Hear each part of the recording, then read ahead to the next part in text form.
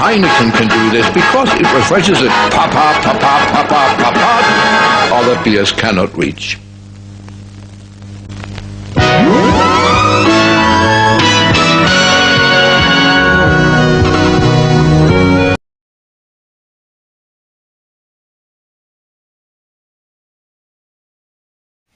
Pete C from Cortina City. It's another tech video. Cover your ears, could be a bramble ramble.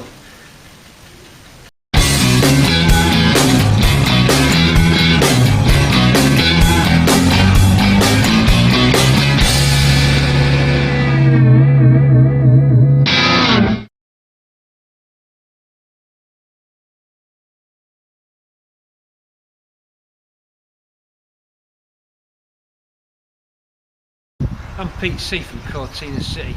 Welcome to the latest episode. James May buys Cortina. You like to add in tints and stuff? Yeah. Not something I really get into. Stuff that often looks good online and sort of Instagram and stuff, but not really in print as much.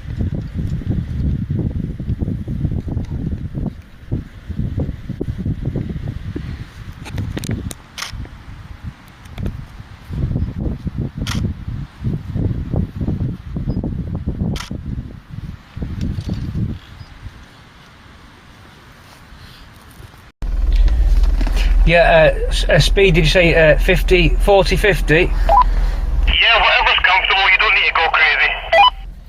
Okay, I'll keep it there civilised. 40 is the speed limit on this road, so I'll go for that.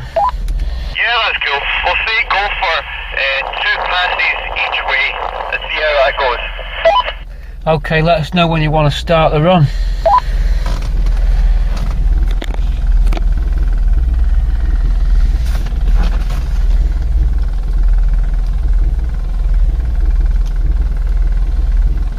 You are aboard Project Tina J, or Project J as it was known, TG, Tina J. Okay, ready when you are.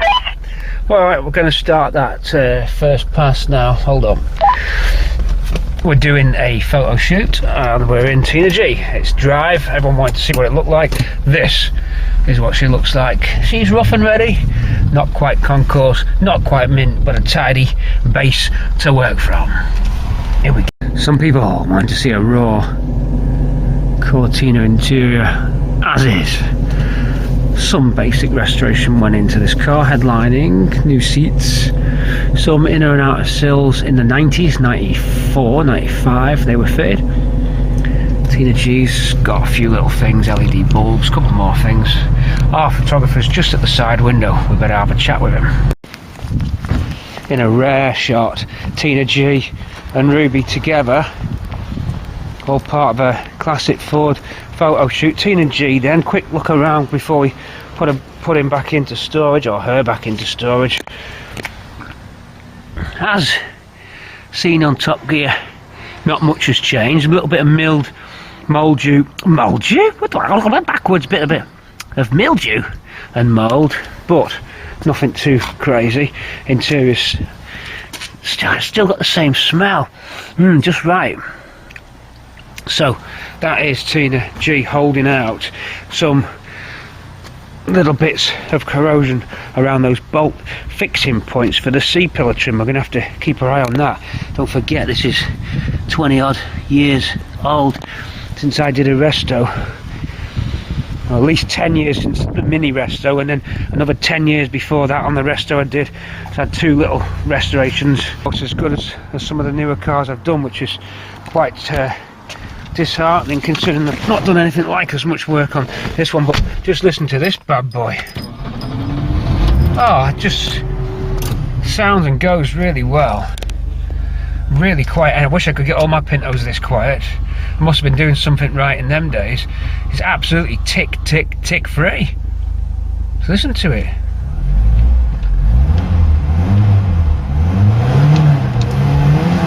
I mean, I think that's right there where it should be. A little bit smoky on the valve stem seals, but I tell you what, not that bad. Have a look round the back. When we first started up, we didn't get any that usual puff of smoke. Headlining looking really nice as well. Look, uprated grab handles standard at Cortina City. Seats, these are in really good order. Look, they've been retrimmed at some point. I think I did them about 5 years ago on the seats, maybe longer. Back seats, a little bit of sun damage on the top, but these are original seats, folks. Look at the condition of these. These are not retrimmed. Door cards, all original. Bit of chrome missing off that one. Dash crash pad, fine. Seen action in Italy, seen action in France, Scotland, most of the Yorkshire Dales, most of the Lake District. Round the clock, 870 now, so round it goes, plus 870. James May famously taking it round. Our time clock sticking. Doesn't like we're going to get away with that one. We've got to oh, it's away, we're off. They famously stick. Brakes are good. T-shifter there, different logo on this, the later one. Facelift dials, of course. Heater motor. Now that's what I'm talking about with your heater wine, which is what we've been building out of all the cars. And a measly trickle of air out the centre vents. Not even wind rushing the camera. Radio. We're in. Just as you would be. Ooh. BBC News at 7 o'clock. In the past hour, the Health Secretary Matt Hancock has announced that coronavirus restrictions are to be eased in West Yorkshire, Lancashire and Greater Manchester, apart from Bolton. Casinos, so that's a nice sound, nice solid exhibition sound. halls, conference centres and indoor play areas will be able to reopen from Tuesday. Pools, gyms and sports facilities will be allowed to open from Tuesday. So all looking good. Right, we're going to get this back into stores.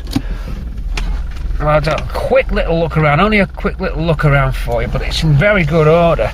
A little bit of a break in that part of the film to go to something else with Ruby. I get mixed up with Bramble in the other garage. Ruby rolls into town for a little service, so we've just got to check the valve clearances now, change the oil and just do a visual check. This car's now taking over for a few road trips before the season ends, so I'm going to go for valve clearances now. They're due to be set. Just marked the exhaust inlet ones 1, 3, 5 and 7 there. We're going to be checking the clearances on all these. Before I do, check the valve clearances, which are 0.2 and 0.25 clearances. Can't remember if it's the inlet that's 0.2, I think it is. Anyway, we're going to take the spark plugs out and see how plugs 1 to 4 have performed over the last, well, got to be 25,000 miles. So it's a case of getting all the tools ready. It's a case of adjusting, but we can adjust the valve clearances a lot easier if the plugs are out, because you've got to turn the engine in a sequence to adjust these clearances using the feeler gauges and various spanners. I think we're on a 15 and something else in a 19. But the plugs have to be checked anyway, so plugs out, lay them on the bench. Let's see how this engine has performed. Those plugs are going to give us an idea how this engine has been. So it's a brand new engine. It was 25,000 miles ago. We're going to see where we're up to. Could be more. I'll have to just remember what mileage I was on. I've got it written down in the glove box. We'll check that. I believe it's 25,000 miles on this now. It has had 2 oil changes in that time. In fact, 4 oil changes. So we've done the oil and filter okay. It's just we've never done the valve clearances since the car's been run in. Plugs out next. Okay, all 4 plugs out. Lay them on here. Let's have a look at Ruby's plugs. And get your torch. We'll come down and see what you think about these condition. This condition of these plugs. Rather, torch on. Hang on, we'll grab that because we know where it is. Let's have a look. Let's spin them round first.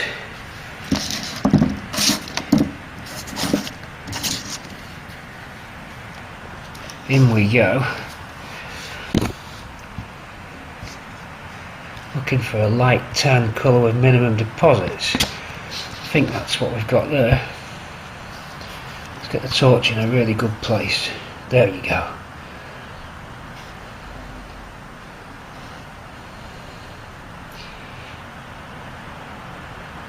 So I'm just aligning the torch so you get a half decent image. So what do you think of that one? That's cylinder 4 over cylinder 3. To me they look alright. Cylinder 2.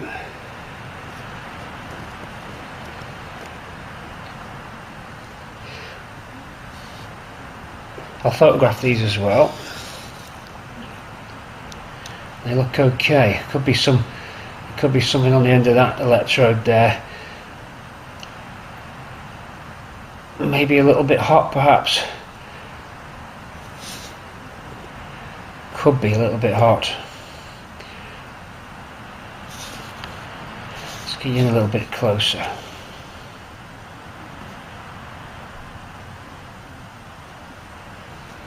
Get a magnifier on those and let's have a closer look. This will give us a good idea of the condition of the engine and if there's any mods we need to make. Right, I'm just looking through the magnifier.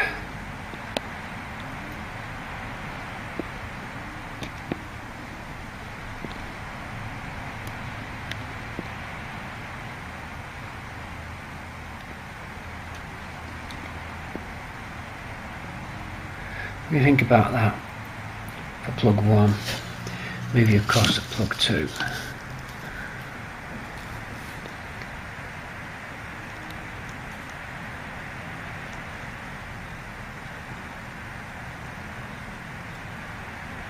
A light tan colour was what I was always led to believe what you wanted. Check 3.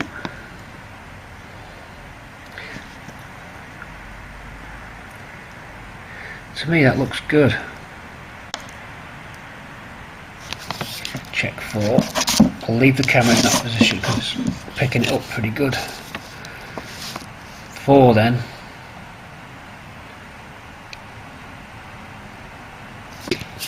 I'm going to check the mileage. Let's put 1 back in that position.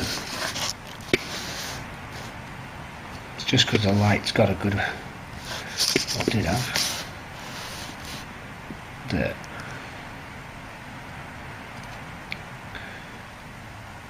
Nope, I can't see any burning on that. Right, I'm not a mechanic, but to me that engine looks like it's in good order.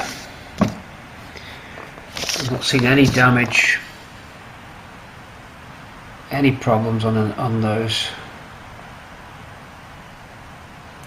We've covered them enough now. But they all seem alright. We can confer with the picture book. Let's confer with the picture book. Okay, here's our picture book. And it looks like we're just on normal. Grey brown deposits, lightly coated core nose. Engine in good condition, plug suited to the engine. Definitely not got the heavy build-ups picture. Definitely not got carbon fouling. Lead glazing. Plug insulator firing tip appears yellow, green, yellow and shiny. No. Oil fouling, definitely not. Electrode damage, definitely not. Split core nose, no. Overheating, possible. Electrodes have glazed appearance, core nose, very white, few deposits. It's possible. That's possible. So electrodes have glazed appearance, possibly.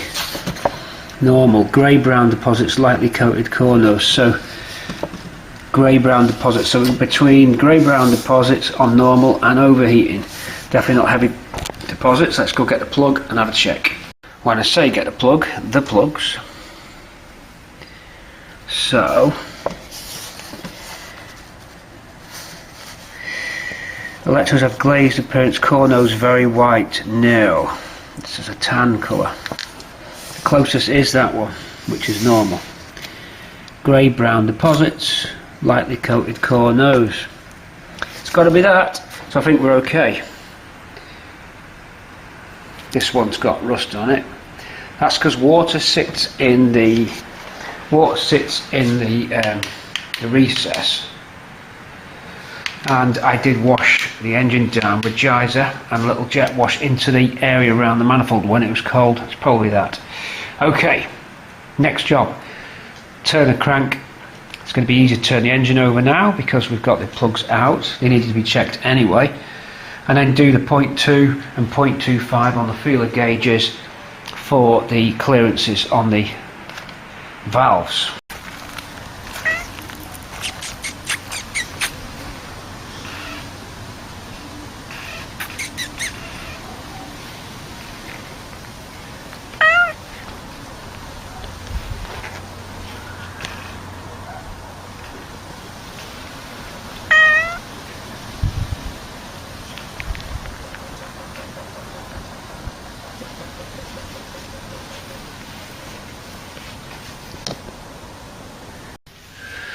PC from Cortina City on this little trip, on this little clip.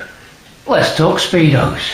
Okay, I don't mean the budgie smuggling type. I'm talking about car speedometers. Let's talk old school speedos. Let's talk about calibration. Let's talk about eddy currents. Let's talk about drag cups. And I don't mean RuPaul with a cup of coffee. Okay, let's talk odometers. And let's talk cables. Come on down for this clip. It's a bit of a tech video. I've heard in YouTube and Patreon land that you like my tech videos. So, without any chicken impressions, and with lots of new old stock bits and pieces, we're going to fit Bramble Speedo so that it reads right. We've got an A4 box on there, we've got different gearing cogs, we've got Speedos that don't. I'm so excited I don't even know what I'm saying. That Speedos that read wrong, that don't read to within 1 mile an hour of the sat nav. This is what we want. Can we do it? There's different dial faces.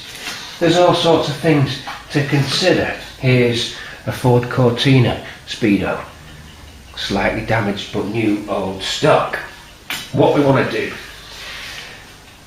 you are perched on top of Ruby. The camera's stuck to Ruby. Be careful, Ruby. Ruby Speedo cable has snapped, as you've probably seen in some of the road trip videos, and indeed after the tech clip tonight, an extra treat for you on the live chat. We've got a road trip film when we went down to Monmouth recently. We'll put that at the end of this tech clip. I'm going to talk you through exactly what we're trying to do. 2 objectives. Objective number 1, Bramble Speedo needs to read correctly. Objective number 2, Ruby needs a new Speedo cable, and while we're at it, we may as well calibrate that one as well. So we're going to go out on the road with the Speedo on our lap. We're going to look at how we can slightly tune these up to get that elusive 1 mile an hour. Can it be done? Before we do all of this, I'm going to talk to you about how the Speedo actually works. We're going to go across to that whiteboard. Let's go and have a little look. Okay, PC Cortina City on this Speedo calibration setup. Here we go. Whiteboard's just behind. I know it's vertical. Never mind. I'm going to talk you through how the Speedo works, at least on the Mark III and indeed on many, many speedometers. Let's have a little quick techie lesson. Here we go. So let's draw the Speedo head first. I'll keep it in the middle of the screen for you. Speedo head itself. So you'd have your, of course, you've got your speed markings on there. Let's say 50's at the top. 0 there, 130 down there. Approximate. Hopefully you can see that. Our needle in the middle, our pointer. Okay, so then we've got the place where it gets the cable drive from, the gearbox. So let's draw a gearbox in. Let's say, hang on a sec, let's get the bell housing first. Bell housing down into the transmission shaft and out onto the prop. You've got a Speedo cable coming in on its route through the engine bay, and then it heads off into the back of the Speedo connector. So that's how it's set up. Your Speedo is set up that way. Okay, so let's take a second diagram here a little bit closer of the Speedo itself, side on. So Speedo head side on. This is the dial face. The needle is just there. Side view there. And then it has a shaft for the needle which connects to an aluminium disc. Drawn in the aluminium disc there. The aluminium disc is on a hairspring which makes the gauge needle always return back. Right, now what we need to do to get the needle to deflect is to spin the aluminium disc up and it'll go round the face. That is done by what's called a drag cup. Now this drag cup, as the word implies, is a cup surrounding the disc. Almost like, let's say, it's a cup surrounding the disc, almost like my hand going round a circular disc. Let's get this tin of sweets, unorthodox tin of sweets, and then that's the aluminium disc at the back of the Speedo head. The drag cup is placed round like this. Okay, two little vanes that spin round the drag cup like this. Round they go. These vanes here in my hand connected to the Speedo cable. This tin here, the aluminium disc, connected to the needle of the face. So they're not connected together. There's an air gap between them. Okay, so no physical connection, but what does happen is this drag cup, it's got a magnet built into it, little bar magnet built into the drag cup.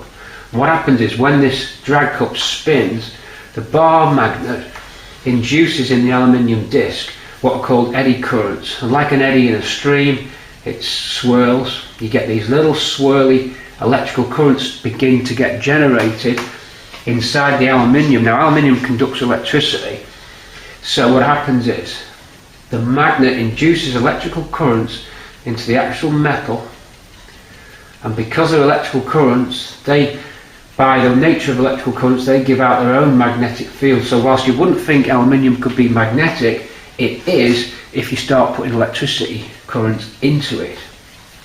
And that's what happens. The fact that the drag cup spins and the magnet spins with it causes little electrical currents to be generated inside that aluminium disc. And then when the aluminium disc lets draw its top on the aluminium disc, these are the little currents swirling around inside the alley disc, creating their own magnetic fields now, albeit only temporary ones. They'll switch off as soon as the magnet stops spinning. Because this disc has now got a magnetic field, it's attracted to the bar magnet itself and tries to catch it up with a spinning motion, and it drags it round. That's why it's called a drag cup. So you've got that spinning magnet, round and round it goes, creating little electrical currents in a flat aluminium disc, then making it magnetic, which then tries to catch the magnet up. It can't quite do it, but it exerts a force on the shaft, which is connected to the needle on the hairspring. So it then starts to fight the hairspring and bring your needle across, deflecting across the gauge. As soon as the magnet slows down, the eddy currents reduce, and the spring then begins to bring that needle back. So it's a battle of the electrical and magnetic forces versus the powerfulness of the hairspring that's just coiled up at the back of the dial face. Crudely done there. The stronger the hairspring, the more the magnets have to fight to bring that needle up. So to get the calibration, what they do is, depending on the car and the scale of the gauge, this is a 130, but some Cortinas, let's rub that out, some Cortinas I'd say up to 100 mile an hour, or maybe 90. Then this spring would be a little bit weaker so that it can get it up to where it needs to be. At the moment, 130 for me on a GXL. So the calibration people, I think it's AC that make these under Ford or for Ford, they would set this spring so that 1,000 turns of the shaft cable, Speedo cable, would create a deflection and give you 1 mile per 1,000 turns. That's how they're calibrated. 1 mile per 1,000 turns. Okay.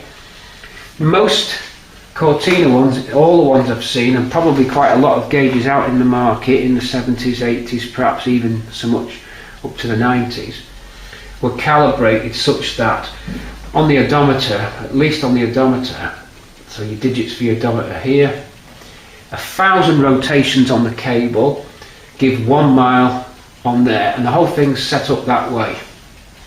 That's how it all works. So what we need to do, because we've changed the gearbox in Project Bramble and Ruby, we're actually working on Ruby today, but they both of these have got the same A4 box coupled to the Pinto and then through to a 375 axle. So that's my drivetrain. Pinto goes into the A4 box, into the 375 axle and onto the wheels of 185 7013. So what you can do to calibrate everything, and if you're sending your instrument away, they always ask you for the distance between the centre of the hub and the ground with the weight of the car on the tyre, and you're supposed to count the amount of turns that your wheel makes on a marked point on the ground versus how many rotations of the cable. So if you've messed with the cogs, which I have, the relationship here between the wheel, the axle and the output shaft all change such that you no longer get 1,000 turns per mile of your cable. It might be 900, it might be 1,200, but you've basically messed it all up. So I'm trying to get it to a point where I've got 1,000 per rotation. Now, whilst it can do this figure and get the exact answer to the rotation per mile, it might be 900 or whatever, that would be given to the calibration company, and they would say, okay, he's not on 1,000, so let's calibrate this to 900. That's if I was going to send it away to get the right readings, but I'm not going to do that. I'm going to do it differently. I'm going to try and change the cog here so that I get 1,000 and just do it by actually driving the car in real terms. This is the other way of doing it, other than giving this information, these calculations, to your Speedo company. Could be Speedy Cables, for example, and they would calibrate it for your exact setup once you've given them 3 or 4 pieces of tech info. They'd make that and you'd be in the game most likely. But I'm going to do it different. These cogs here that fit on the end of the Speedo cable, they slot into the end of your gearbox with a little 10mm head bolt, and in the gearbox is a worm drive. Now that worm drive in the gearbox towards the output shaft end is fixed normally, especially on an A4. I wouldn't want to be trying to change that, there's no point. It'll have, say, 7 or 8 worm drive teeth. Here this plastic cog comes off on a little clip, okay, and you can unclip it and change the amount of teeth. You can have, say, 19, 20, up to 23 teeth, maybe more, and that would affect the spin of the cable, so you can calibrate that way by getting that as close as you can. Let's assume that we find the right amount of teeth on here and we get this to where we need to be without having to count it physically, 1 mile, how many turns you would do. You could push the car on the ground, measuring it, and do a scaled down version, so you could go 1,000 times less and scale it up, if you know what I mean. Or you could actually drive the car and just put a known working Speedo head on your cable and see if it reads right from, say, 0 to 70. Or 0 to 80 would be ideal, but 0 to 70 is probably achievable on some A roads, whereas you'd have to hit the motorway to get any more than that. And of course, really, after 77 you're breaking the speed limit with a 10% error on a 70 mile an hour speed limit, so things get tricky. So we really want to be right from 0 to 70. After that, if it drifts, I'm not too as worried. So I can go on the road and actually test it. Now, if we get a known working Speedo that's working at 70, and you place it upon our cable, and you use your sat-nav or your dash cam, or let's say we use a sat-nav or the GPS, of course the GPS Speedo readout, which I've got, sticks on the window, GPS, very accurate. And GPS says 69 and Speedo says 70, well, we could live with it. So nothing better than actually driving the car on the road. Saves us having to send everything away, make all these measurements, because we might be close, so we may as well just go out on the road, connect the Speedo heads up, and see what we get. And I've got a selection of different Speedo heads, some new old stock boxed ones from Granadas, Capris, Fiestas and stuff, which I've borrowed from new Fords. So we can put them on. We can assume that out of the box they're most likely going to be right, especially the 0 miles ones, and see if they give the correct reading versus the GPS reading. If they do, and let's pick say 4 to give us an average, and that all 4 give us what be within 1 mile an hour of the readout of the GPS, we could assume at that point that this cable must be rotating 1,000 per mile, given that the Speedos we're using for the test are all calibrated at 1,000 turns. And you'll see on the side of the Speedo quite often the stamp on it from the factory saying calibrated to 1,000 turns per mile. They all are, because I've checked them. So if they work and they read correctly, it means that this gear that we've picked would be the correct one. I'm going for the orange gear, which is 21 teeth, okay? I'm going for an orange 21 tooth. There is a black 23 tooth, which I've also got, courtesy of Kevin, and that's worked on Bramble. But I think actually, retrospectively, 21 teeth is going to be better, given my tyre size. So at least we've got them in stock and we can use them. 21 to 23 tooth, cog needs to go in here to get the 1k turns. And at that point, all we need to do then is find a Cortina Mk3 Speedo head that, when connected to the cable, which we now know is correct and calibrated, reads right. If the Speedo, the Cortina one, doesn't read right, it isn't any of this, it's the Speedo head that's wrong. And at that point, you could then send it away confidently knowing that they'll calibrate to 1,000. Because the old Speedo heads could have drifted, okay, and we don't know, but you've got to get your cable known speed working first per mile. That's what I've established. We're going to go out on the road and actually hardcore test everything and see what we actually get. And then if we do find one that works, we can either swap a Cortina dial face onto it, because they're all, funnily enough, they're all the same spacings, more or less, even on the early 90s ones.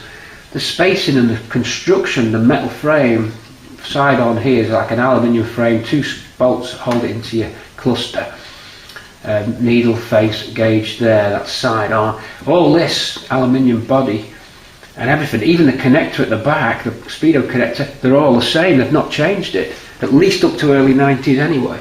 So Granada and Fiesta and Capri and Mark 4, 5 Cortina, all those cars, all the same, more or less anyway, Speedo head. So we could find a new old stock one, if I haven't got a Mark III genuine new old stock, which I don't think I have, and put the dial face onto this and make it look like a Cortina one, knowing we've got a good calibrated unit. The name of the game is to save some money and some time sending this away to Speedy Cables, which are an excellent company. But I mean, I'm not going to quote, but I would guess it's going to be getting into expensive areas when they're having to spend all their professional time calibrating the gauge. And I've already got an answer in the box, in the workshop. We may as well try and save some cash. And nothing better than actually driving out onto the road and getting out onto the road and actually seeing some real hardcore test results, the real deal. That's what we're going to do. We're going to head out in the car and do all that now, and then when we get back we'll have decided the next plan, whether or not we're swapping dial faces, whether we've actually got a new old stock Cortina Speedo head. I have actually, but it's rusty, but it's brand new, so let's look at either swapping faces or whatever. But that's all how it works, and I'd like to get it correct because I do a lot of cruising at 70 and I want it right.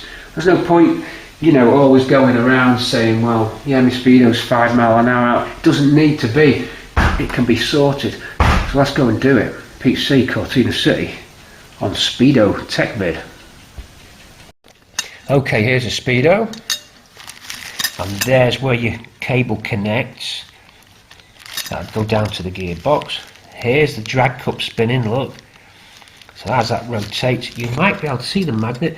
The magnet's just at the back, it's almost inside this cup. That's like the screw lid of a bottle shape. It's a sort, not a saucer, but it's like, imagine a cap on a milk bottle. on that drag cup there, I'm just turning it left and right, there is a magnet attached to it, and the magnet is sitting inside the cup. So that spins. The cup at the moment is stationary because it's not going fast enough, but if you spin it up quick enough, it will then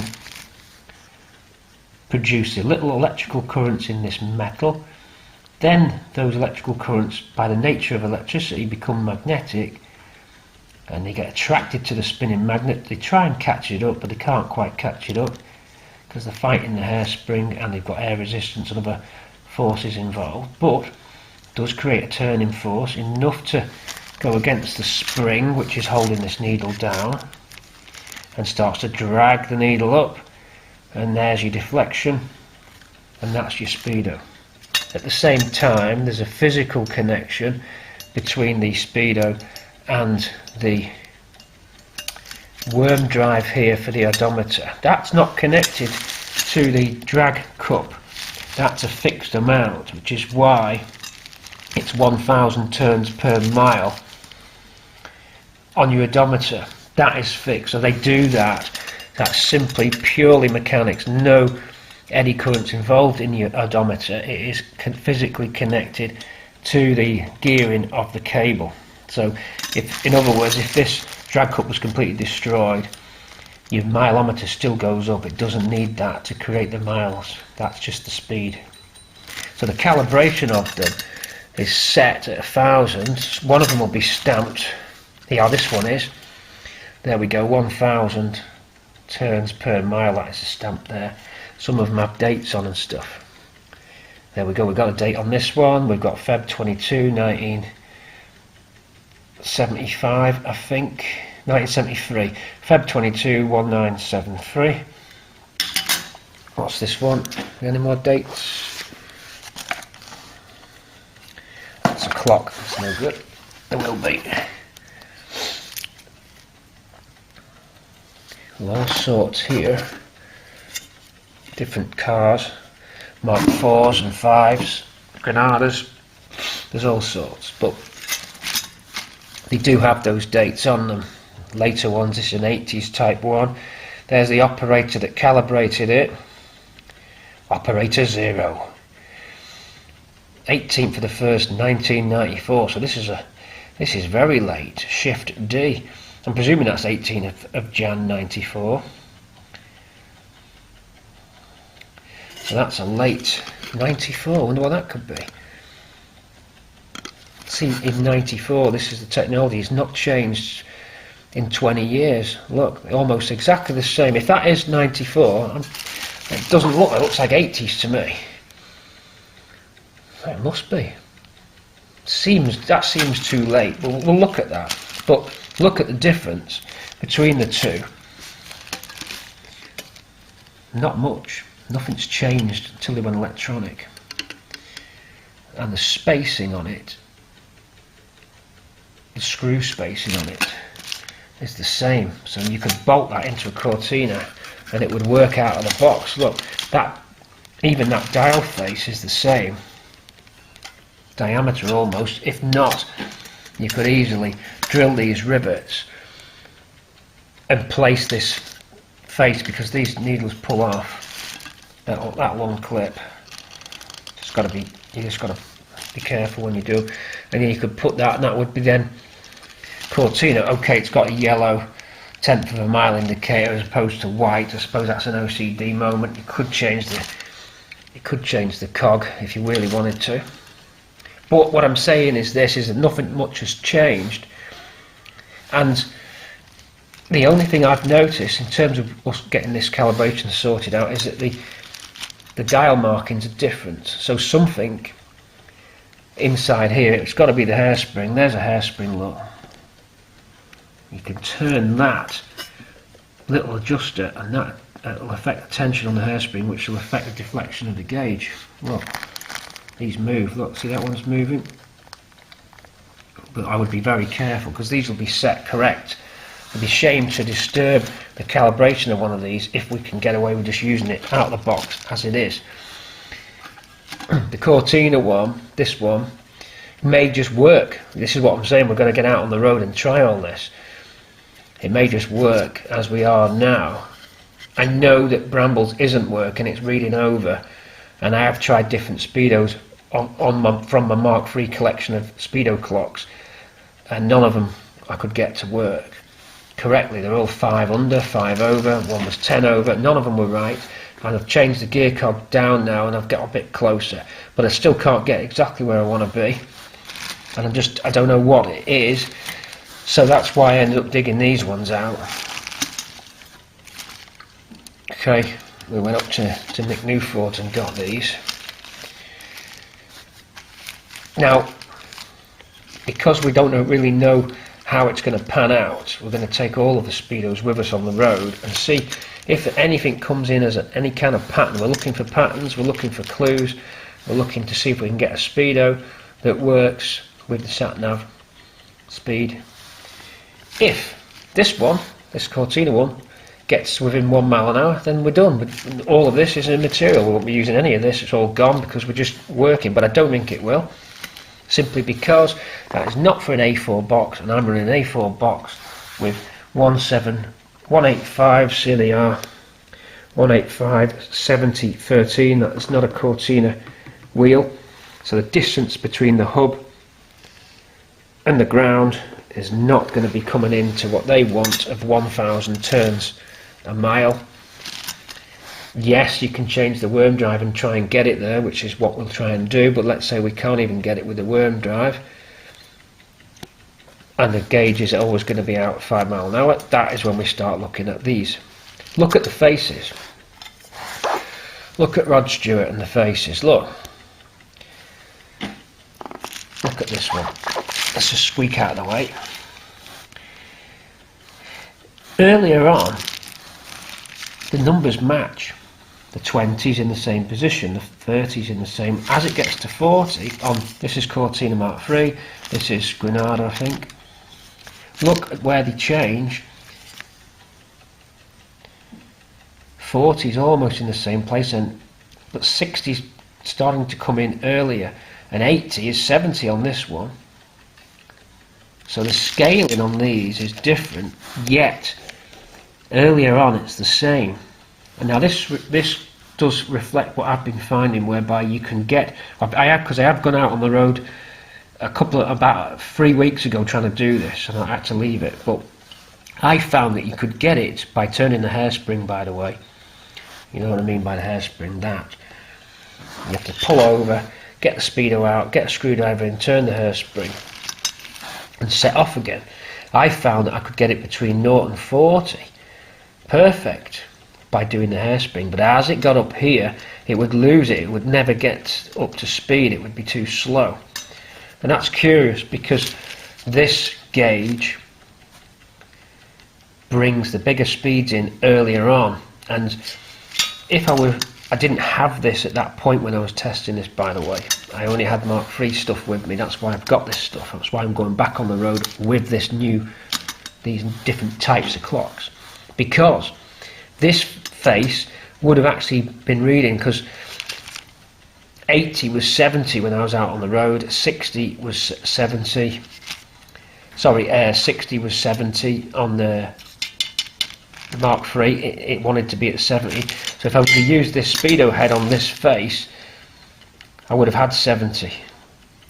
So something in here must be calibrated as it drifts out to the higher speeds, because why would they have different gradients or different spacings of the numerals? See, something's going on, folks, in the way that it works, that it was able to, as the speed increased, bring the digits in quicker compared to the Mk3. Now then, if this is out of a Granada, my gearbox is out of a Granada, so you would think maybe logically that is why this one would suit. And that was the reason for all of this, was to think, well, okay, I'm non-standard Cortina. Most of you people, if you've got Mk3s, will be reasonably standard, apart from your tyre sizes, but you'll not have done a drastic change like I've done, or you may have done, and they're requiring a different answer. You know, you could try and move the hairspring on this, but maybe we're never going to get there because of the Granada box is just not going to allow it to happen. And that is why I've got these Granada and Mk3 Cortina and Fiesta even Speedos. I'm going to try and get something to read right. We better go out on the road because I probably didn't make a lot of sense then. I've got some clocks that I'm moving on. I'm just calibrating them as well, that's why you could hear that click. This one's not lost any time at all in 4 days, so this one's looking good. They're all different, this one's brand new. It's a little side project we've got going. Okay, we're in the car, new Speedo cable is fitted. That rattling you can hear, I'm going to find out what that is. I'm going to go deep inside that dash. That's been doing my head in for a while. Some kind of... What is that? What is that? Something in there. Oh, I'd love to know. I'm going to find that rattle. Oh, am I? Right, we'll start with the easy option. The Ford genuine article, just in case, for some bizarre reason, there's actually nothing wrong. So let's get out on the road. A selection of Speedos to try. We're not going to do any calibration, we're just going to see which ones are close or not close. We've got our sat-nav Speedo there as well, so we'll go out and test this Speedo situation. As you'll see on the clip of the road trip, there was no Speedo because the cable had broke. Okay, off we go. On the road. Speedo check-in, Speedo calibration, Speedo investigations. This is the Speedo video. Well, at the moment this one is reading correct. You can't see because of the swinging cherries, but 45 and 45, this is correct so far.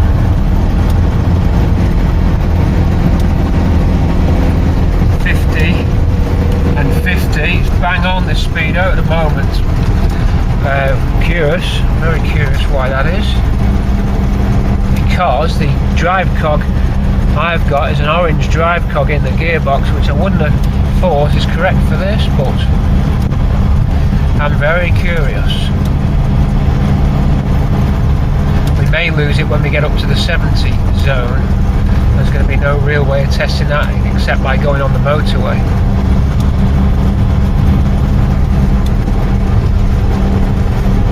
This Speedo is currently correct. With the orange cog, the new Speedo cable. Now, Ruby's original dash clocks, I seem to recall, were not correct. That's why I'm doing this. I've not put the original pods back in because I was sure before the Speedo cable broke that it was reading wrong. It was down on my job list to do, although I seem to remember it being wrong after 50 miles an hour, which may concur with our theory about the gauged markings being different when it gets up towards that 50 to 60 area, and certainly around 70 and 80 there's big differences. So that could be the reason that was in my head that Ruby's Speedo was wrong before the cable broke.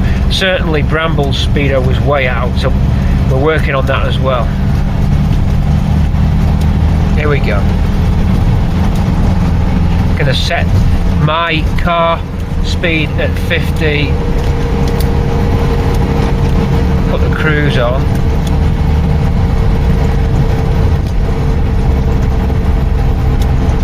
just see if it'll hold. 45, 46 reading out, 46, it's all correct so far. Everything's right.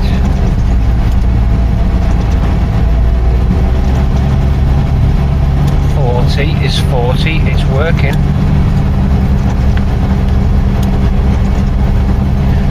42 is giving me 43.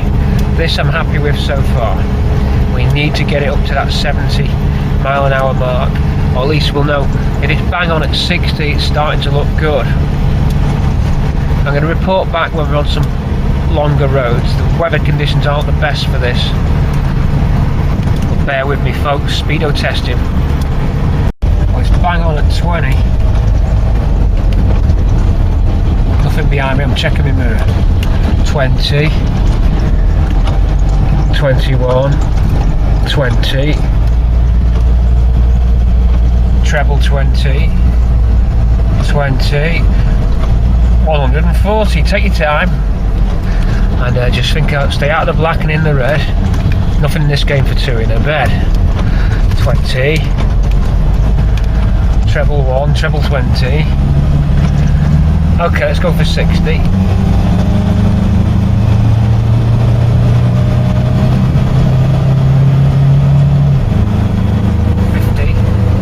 I'll read out the digi and tell you if it's working. 53, 55,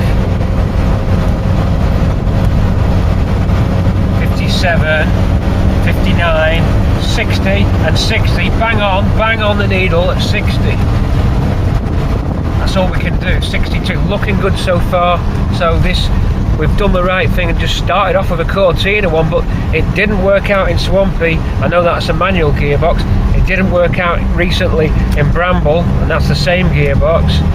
So the only other explanation curiosity I'm going to satisfy now is whether or not the original dash just down there reads the same. And then if it doesn't, then that's why I'm doing this, because I know in my head there was something wrong with these Speedos. Okay, pulling in. Ruby's original 5 mile an hour too fast, too slow. 5 mile an hour too slow on Ruby's original, so that'd be the reason why. That's reading too slow. I knew there was something wrong. I'll just run that again, but the new old stock one wins at the moment. So Ruby's 93,000 clock is going under, so it probably drifted out of calibration. That could be the magnet going weak in the drag cup, and that may be what happens. I don't know, but I don't know if usage wears it out or what. There'll be something going on. But this new old stock one we have, albeit it's got a mucky dial face, this is perfect so far. This clock is 5 mile an hour out, so we'll take that out of the dash now, put it to one side. Now I'm going to try the Sierra one or the Granada one. I think it's Granada one, see what that does. But we have got a good one tested up to 65. Couldn't quite get up to 70 on this country road, it's just too risky. Look what I'm up against. Trying to test it all on this, it's just not good. This one, then Granada, running. It's not even connected, it must have been plugged in. Hold on, I'm going to have to plug that in.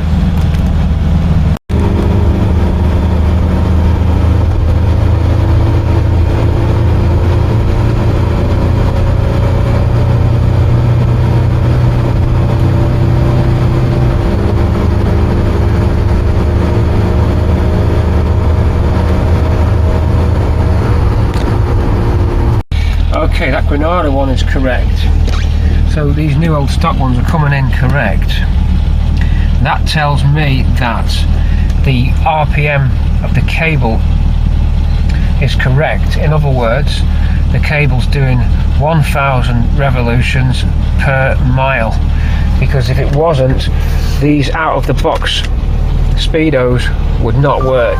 These are all calibrated for 1,000 revs, 1,000 turns of the cable per mile.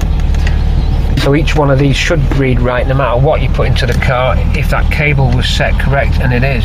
So that means we don't have to change the gear on the gearbox end of the worm drive on the Speedo cable. We only have to find a Speedo that's accurate, and all of these in the box are accurate, but the only one that's not is this original one in the 93,000 mile unit.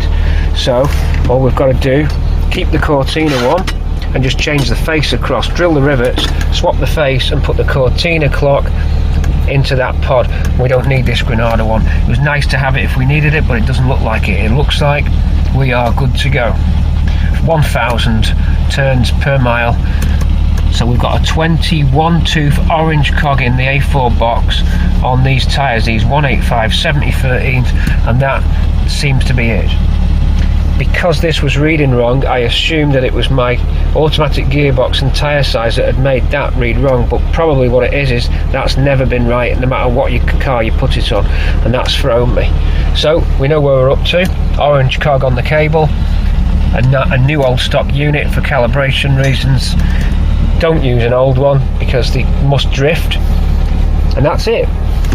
There we go. So we're going to go back to base and swap the face across and fit it into that cluster, and we can box this job off. That's the Speedo setup done. These can go back to our return sale or return guy that supplied them, Nick from New Ford. Sale or return, we don't need those. And off we go. So that's that. We are calibrated already, so this is the one we're going to use. We've just got to get that rusty face off there because it's damaged, see? Now, just as a backup, the Fiesta one, or whatever it is also bang on. Should be about, let's just have a look, should be on 30, 31, and there we go, 30, 31. So this one's also right. And it's similar design, shape. So, and the face of it is the same layout as a Cortina one. So if you had a Cortina faceplate with bad internals, like that one down there, we could drill the faceplate off that one, because that pod on the floor there has got a good face on it, but it doesn't read right. So you could swap the back into this onto the faceplate. We could make our own new old stock Speedo. So that's another option. We've got two options now. I'm going to take this one up to 65 and see what we get.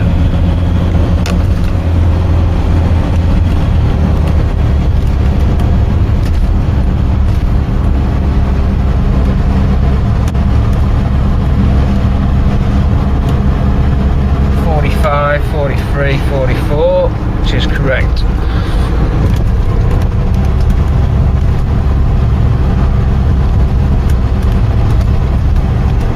In a 30 zone, let's drop it. I'll use the Speedo, I'll drive on the Speedo, and I'll keep glancing across to the sat-nav, or the GPS rather. Just using my dash cam actually. Right, get that line just on it now. Stay on it for a bit, let that update.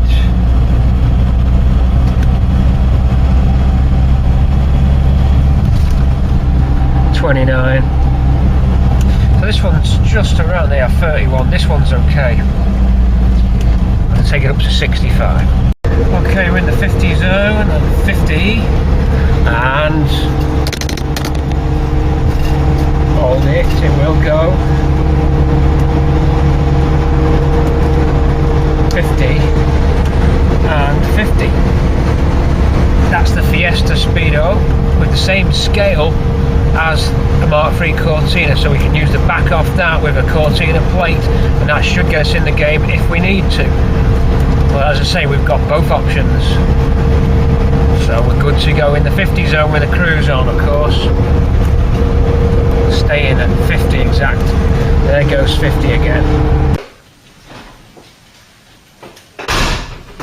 Okay, Bramble returns to base, and this is what we had on the road just then. You saw that test. So we've come up with the right one that works, and it's the Fiesta one, the 130 mile an hour Fiesta one. This one also works, the Cortina one. So they're both working. Let's just grab that Fiesta one again. I can't find it now, it's around somewhere. Oh, it's still connected to the car. It's there. Look at it in the box, it's still in the car. Look at it in the box, it's still in the car. Okay, well, I always have to have a crack up moment. Work that body, baby. Left, right, over. Okay, what's going on? Okay, a Cortina face in good order. So we've got options, guys, girls, YouTubers and patrons. We've got Speedo options. This one was actually quite good. It's straight out of the box working, but it's got a damaged needle. We could and a rubbish face. And why don't we just keep things simple? Isn't that not always the best way? And surely you'd just swap this dial face onto this Cortina clock. It seems the simplest way. I must admit, the odometer seemed to do some weird stuff. It could just be seized up, but it seems to be all right now. But sorry, the trip odometer. but we'll keep our eye on that. I think I'm tempted to use this one, but when I refit the needle, they pull off, by the way. I'm going to have to go back on the road and make sure that I land it in exactly the right place. I can try and get it where it is now. So that was it, that's what we concluded. I'd like to use the Fiesta one because it's all new and it looks like they've improved it, and put this on the Fiesta one and have 2 Speedos available to use, thereby doubling our options. Let's do that. Let's get on and build a Speedo head, back out on the road, double check it, and when it's right, assemble it back into the pod, back into the dash, and that was the end of that little mission. And my OCD hopefully will be satisfied. Catch you in a sec. Okay, well, Ruby's back in the garage after a successful test of those Speedo heads, and we've picked our weapon of choice and fitted it in, and it's working great. I've also took the opportunity, stay on, just stay on. I'm going to put the keys in and just show you the side lights. Can you be patient with me on this Pete C Speedo head video and Ruby spruce up video? Here we go. Don't you worry, brambles in the wings. Don't you worry. Right. Power up. Auto lights will come on. 5. Better add. Too bright today in here? Too bright today in here. Okay. So, they are slightly different LED lamps than I had. These have got a blue hue to them. Slightly better on the eye. And they look brighter in the centre pods. I'll show you the bulbs in a sec. Okay, that was those. There's the Speedo in. So I'm pleased with that. Someone said on YouTube that bing bong noise would annoy the hell out of me. It's only on if you have your side lights on and your ignition's off. Good dear me. Right. The bulbs are here. There they are. They're that type. Coming up now. A little chip on board. Ice white. Slightly red. These ones are the white ones, but that's the type. It's a chip on board cob with a gel coat around it. It's like a finger. Hold on. My nails, I've got to clean it. Right, next video, my hands will be manicured and cleaned, and that smashed nail will be gone. God, get your nails clean. I'm gonna cut and clean my piggy nails. Oof. Right, that's the bulb. That's the sat nav shutting down. So we've also done the semaphore. The warning dash semaphore is also in. Apologies for low light today. There's not a switch on the workshop lamps. The semaphore is in and it is installed in the clock position. Hold on. You can just see it above the 9, I'm hoping, for you. There it is, there's the cutout for it, just above the 9. That comes in with a little picture of a fan when our electric fan comes on. And I've also modified the fan. We've now got, let's pop the lid.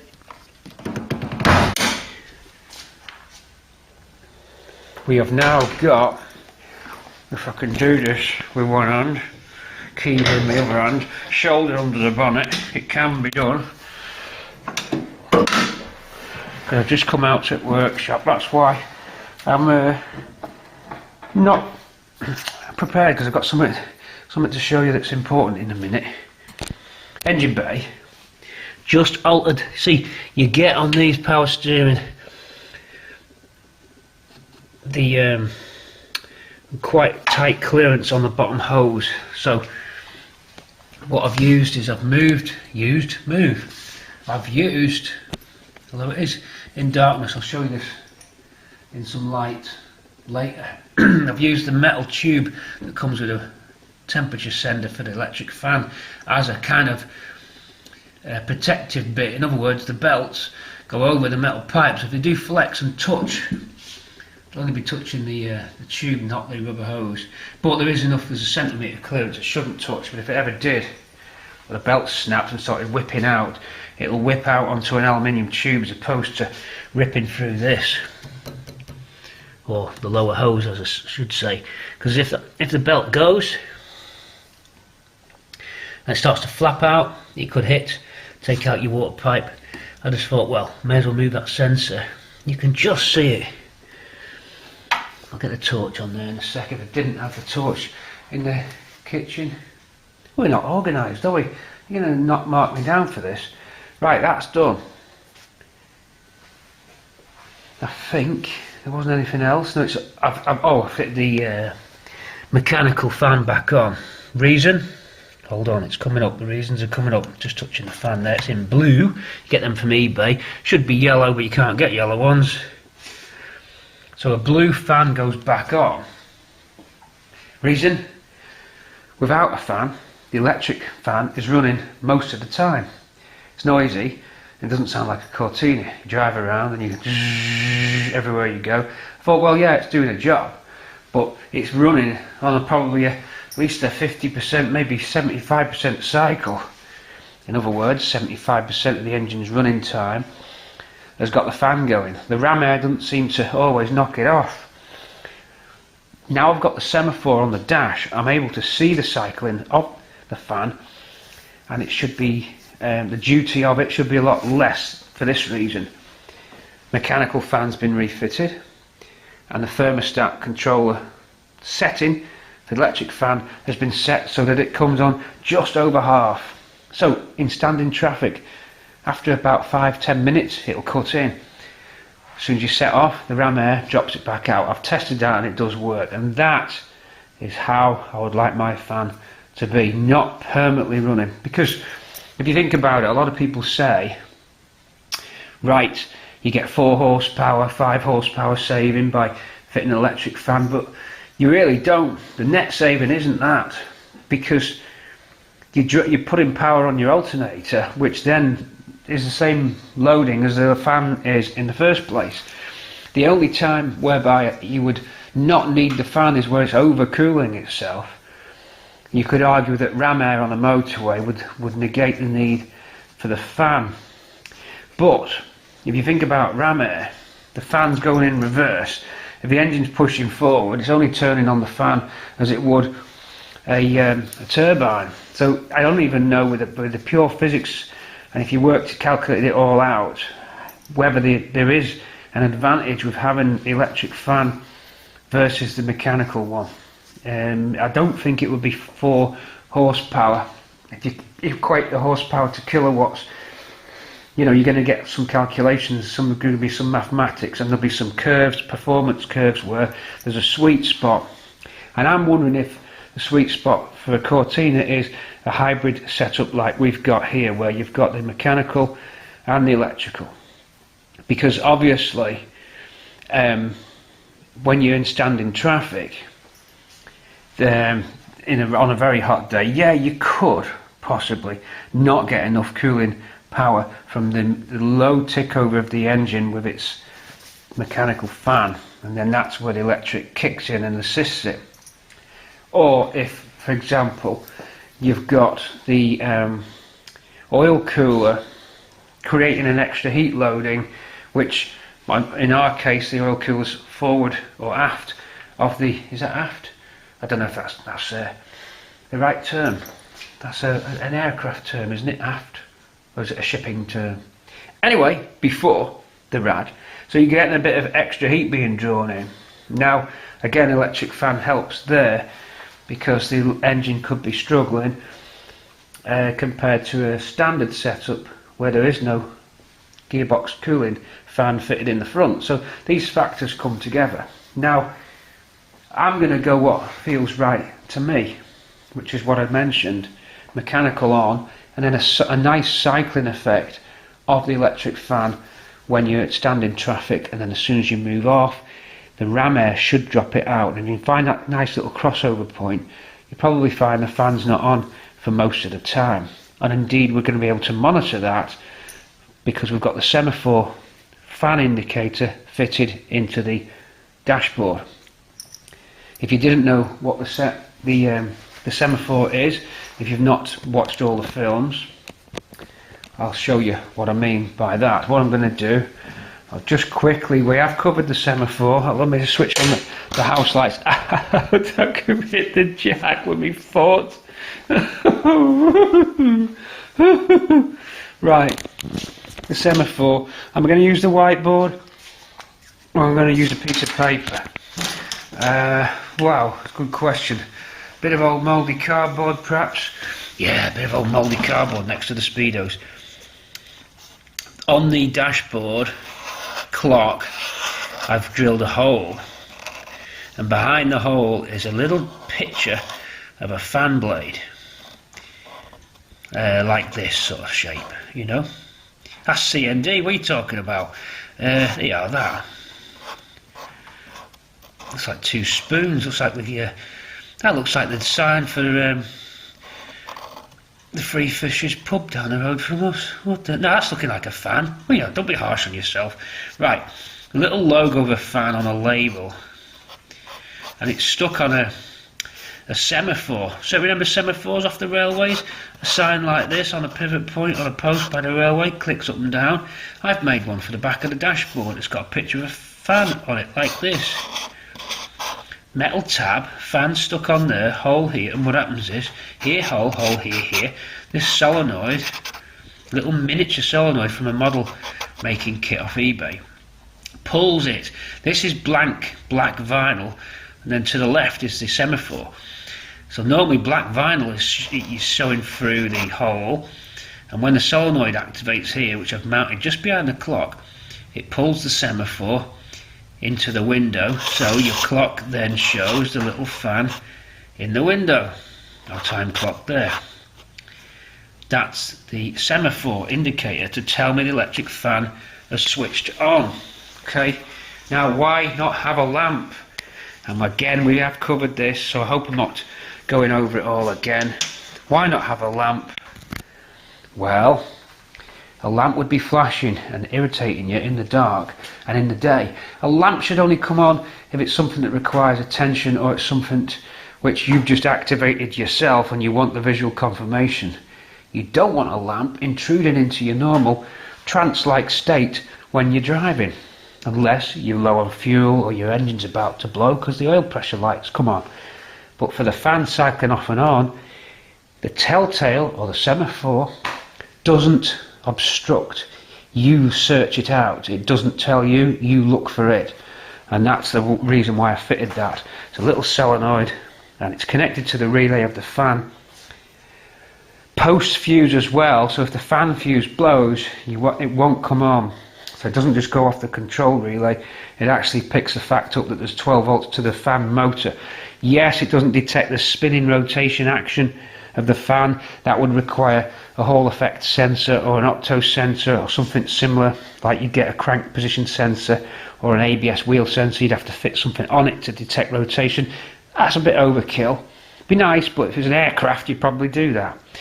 So that was that. So we finished all that. We've been out on the road doing the Speedos. I'll wrap this Speedo video up in a minute. We've got some clocks there to go back into stores. We've got some to return to Nick. So that is it. The next job I've got to do to get Ruby ready for Scotland, because she's going to Scotland, is going to be, oh, let me think. We've got all the lamps fitted, we've got the radiator fitted, we've got an oil leak. We've got an oil sump is loose. I'm going to go under and tighten the sump bolts up. I can see a little drip coming from the sump. I think that's about it. Now, I mentioned something before. Important, completely off topic, but come out here and look in the garden. Okay? What's this? That is only the most effective source of minerals, vitamins and nutrients you could ever get your hands on.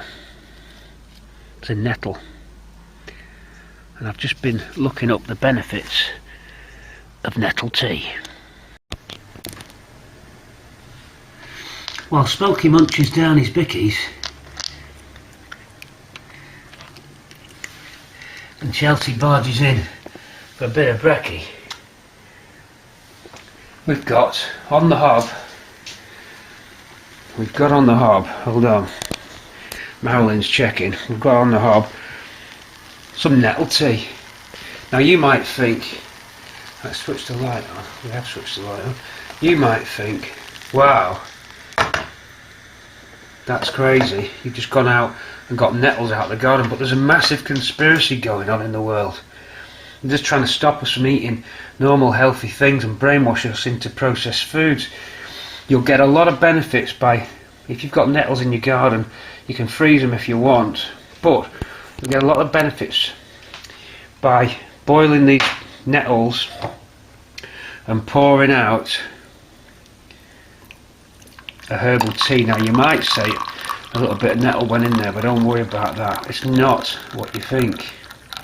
This is completely, seems to be counter-intuitive. It seems to be that, hold on, it seems to be that this is horrible, okay? It's not. That's absolutely ram-jammed full of a load of stuff that your body needs. It's completely detoxifying. It's got magnesium in it, iron in it, all sorts, absolutely mental. I mean, I looked it up because I had some, I had bursitis on my elbow, swollen bit on my elbow, and they were going to give me all sorts of weird drugs and chemicals, and I didn't want that. I wanted a natural cure, and then I looked up nettle tea. It came up as good for joint pain, good for detoxing, good for absolutely tons of things. And I thought, people go out wiping nettles out, yeah, okay, you can't have them everywhere, but a little patch in the garden where you let the nettles grow and you can pick them, freeze them. You just Google it, the benefits of nettles, and you wouldn't think it's right there on your doorstep. No need to go out and buy herbal teas when you've already got those. Now, I've got these herbal teas and stuff, but the idea is you can even eat that. And what's happened is, over the years, we've lost all these skills. We've got brainwashed by processed food, when a lot of the time, I'm not saying all the time, I'm not against medicines at all, no, but I'm just saying that sometimes, right on your doorstep, you've got nature trying to help you out. Our bodies have no way caught up with the modern world. We're still, you know, we're still where we were. We need these things. And don't let that put you off because it looks horrible. It isn't. You've got to get over that. It's safe. I mean, if it was chemicals on it or something like that, I'd be saying, yeah, of course not. But this is pure nettle tea, and you just have a look at the list of nutrients and super stuff that's in nettles, and you'll be surprised what benefit it can do your body. Try and get over the fact that, what's that, and all this. Forget all that. That's brainwashing. You know, even stuff. You know, these are homegrown tomatoes from my mum's, and they don't. You know, they don't all look uniform. We don't need to be. That's your snack throughout the day. This, you snack on them throughout the day. I know everyone's not got access to everything, but you get a little glass house in the bottom of your garden, and you can grow this in a little glass house, like 6 foot by 8 foot, whatever. I think we're being brainwashed, everybody. I think the big companies, the drug companies, the food companies, they're brainwashing us. They're not telling us. Why don't they put on the television, why don't they put on a programme, have you got tons of nettles in your garden, here's some weed killer to go and kill them? No, no, no. Whoops. No, no, you don't do that. Take some of them up, or pick the ones you don't want and freeze them. That's your food, man. That's your food. And I'm not turning into a hippie. I'm not turning into a hippie. I don't need to. There's nothing wrong with hippies. There's no such thing as hippies anyway. This is the Bramble Ramble. I'm sure the girls agree. a little bit of nettle tea, it's going to go a long way. I got a question for you. Why didn't my GP say go and in your garden, and instead of letting your gardener, or you, I sometimes do the garden as well, save nettles, because you don't have to go down and get health foods from Holland that are quite expensive when half of the stuff's already growing anyway. It's just that we decide to get weed killers, and this over obsessiveness with tidy gardens. Yeah, okay, a nice tidy bit's good, but what about a wild patch? Hedgehogs, bees, stuff for you to grow. It's all gone wrong. They should be pushing this kind of stuff on us, not decking and water fountains and things. I know I've got a water fountain, so don't pull me on it, but I'm just trying to say we've been brainwashed. That's a fact. We're getting brainwashed. That's a fact. Nature's already sorted a lot of the things out, and a lot of the health complaints are because of the way we've got processed foods. I'm not going off topic, I'm staying Cortina. I just thought it was so important, this. It could help somebody out there watching this film, because especially if we go into our 50s and stuff, you got to you got to be checking for prostate and things. Well, look at this. It helps for urinary problems, urinary tract, prostate enlarged, also muscle and joint pain, all sorts of things. And it ain't voodoo, it ain't even some kind of, it's not faux, it's actually true, it's actually a fact. This can't be disputed. If you try and say that it's not true, that's because you've been conditioned or brainwashed. This is the undisputable fact. I say to you, if any advice I could give, forget Cortinas for a second. Go in your garden, put some gloves on, take the tops off the nettles, just pluck the leaves so it still carries on growing. Don't uproot it, or you can use the root. Freeze them, or that there and then go and make an infusion of nettle tea. Put some honey with it. If it's too bitter, you'll be surprised. I'm going to report back in a couple of weeks. I'm going to drink a cup every day, and I want people to know that I've not cracked up or anything like this. This is a great example. If anybody did say, wow, what the hell's he going on about, I would say that is a symptom of brainwashing. Because logically, logically it makes sense. There's absolutely no disputing it. And sometimes, from time to time, during the Cortina bits and bobs, I'll see something which I think I want to share this with everybody, because it's going to help somebody. And it applies to other vegetables and plants too. I believe dandelions on my radar next. So you're not going to see me introduce the next film with dandelions on my head, or a gladioli stuffed in my back pocket singing "Heaven Knows I'm Miserable Now," although there's nothing wrong with that. But from time to time we're going to look at nature, and we're going to mix it in, because road trips in the Cortina are upcoming, and road trips means nature. Also means motorways, but it means nature. We're going to see what we can find out there. We've already spotted some red kites. We've already seen hedgehogs in the garden, greater crested newts in the pond. So things are looking good. We've seen owls. I've got clips of all this stuff.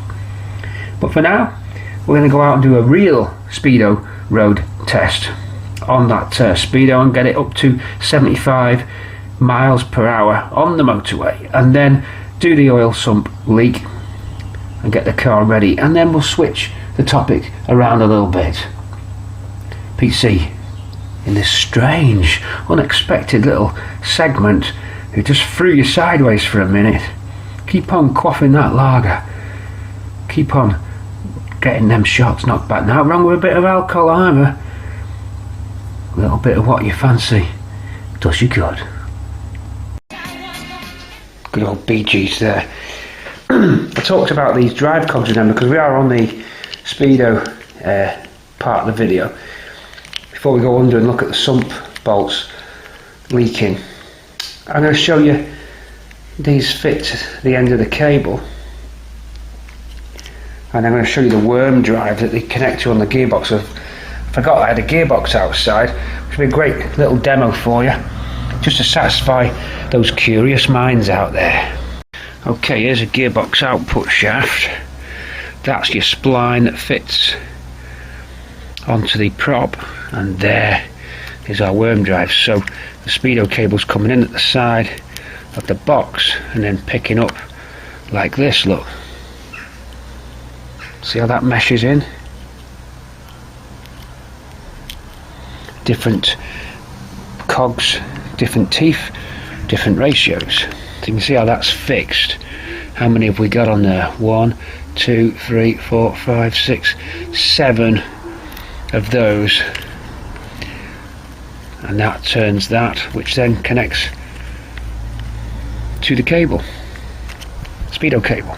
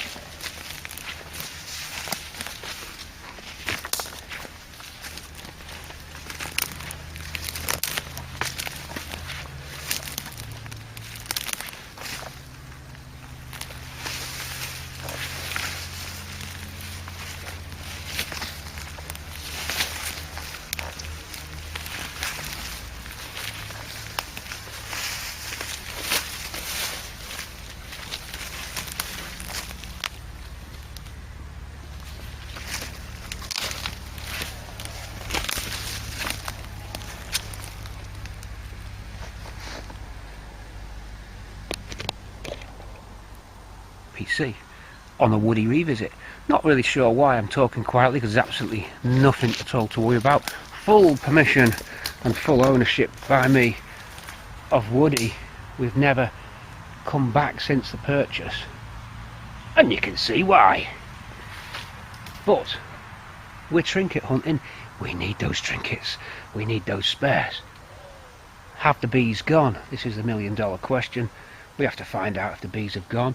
Things have grown up around us as nature takes its inevitable step forward and its course to reclaim everything.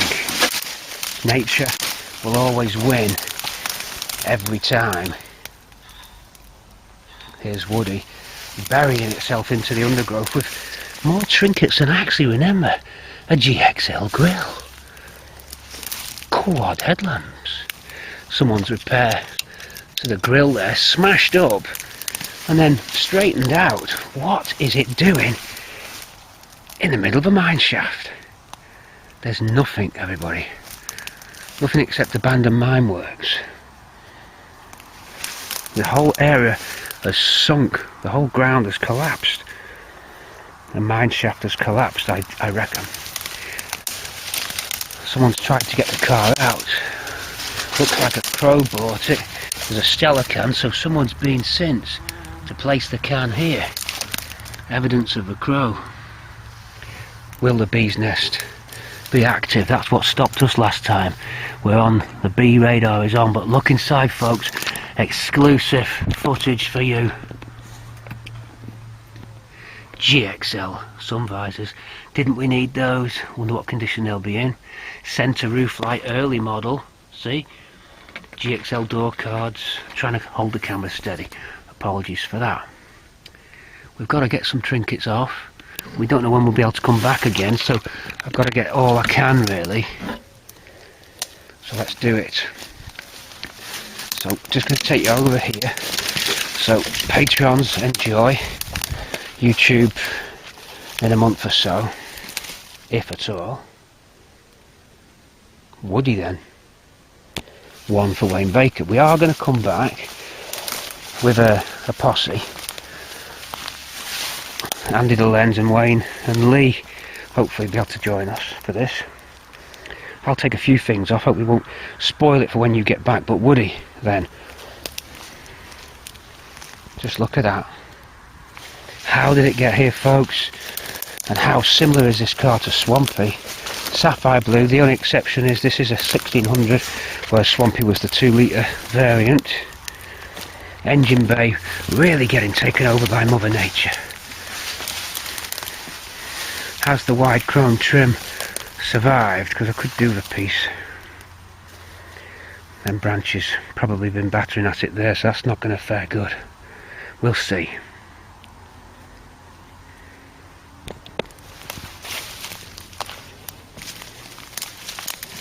Just a quick clip.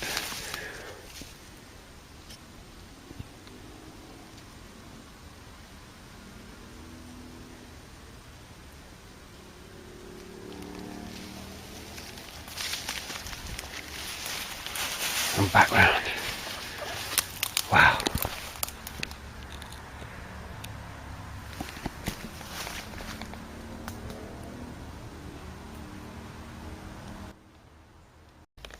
There are still bees around, I've noticed.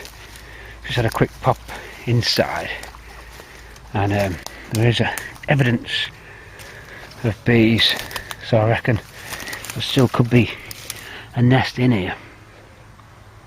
What I'm going to do, I haven't got the tools to take the bits that I want. It's pretty safe for now, so we're going to come back before the winter really sets in. Maybe Andy wants to do some more photography work. Andy's our in-house Patron photographer, and we shall come back armed with the right tools, because this was just a fleeting visit, and we'll see Woody again. Slowly disappearing though. I'll see you soon. I just had a report just in, this news just in. Cortina's about half an hour from me now. We're going to go downtown, check them out. Actually, update. 25 minutes. Let's go downtown and check it out. A 4-door GXL yellow. No, 4-door L yellow. And a Mark III estate. Not far away. Let's go downtown. The information's coming in good. We leave Woody then, for now. Let's go and see these other Cortinas. If indeed they're there. Okay, patrons, so we're still seeing plenty on this trip. Loads to see, loads to do on this Woody revisit video. We're just seeing a little Newt there in his white Crayford car bodies. Wow, wow, wow, wow. So the Newt was on board. Didn't see that Mark V Crayford there. Just he's been out around this part of the woods as well for the Simmons Yacht reunion, albeit on a limited scale. I think there's some people playing with Cortinas around this area, the Welsh border, and we're now heading to Malvern Hills, looming as you join it. These are great roads. They were. These are great roads. Keep your hands on the wheel, boy. Keep your hands on the wheel. I'll give you some dash cam footage as well. Rocking it down. This is Pete Seacourt, Radio Cortina City.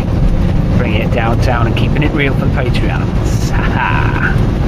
Trying to keep the camera steady as always. Very difficult to do. There's lots to do.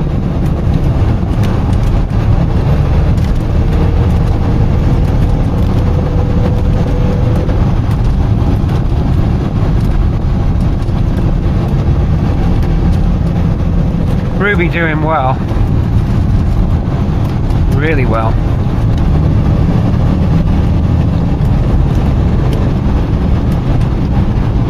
lovely countryside here, as you can see on your wide screens, on your smartphones, on your tablets. Look at this beautiful countryside. Catch you in a sec. Round we go. Araf, araf. Man on a bike there. Classic bike. A couple of dented signs, obviously people losing it on that very bad corner. Where the hell we gotta go?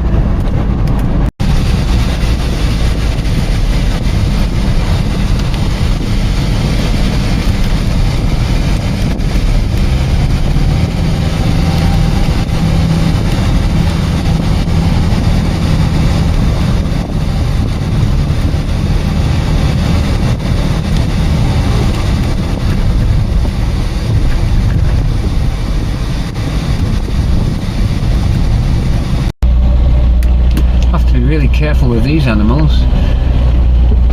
I think they're all a little bit silly.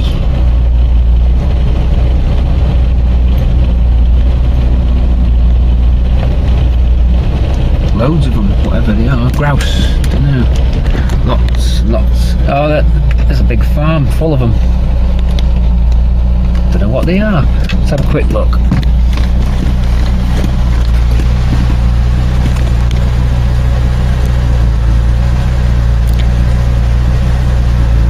Don't know. Funny birds, little dinosaurs.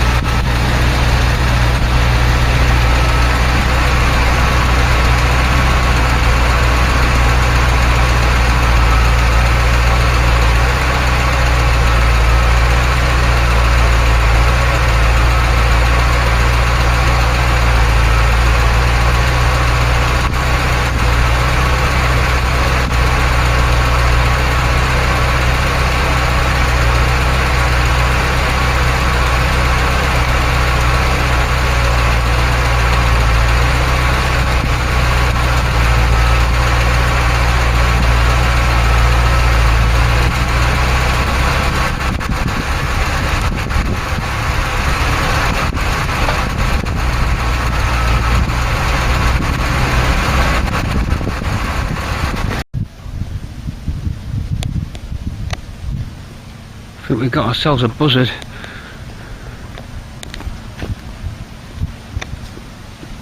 Hold on.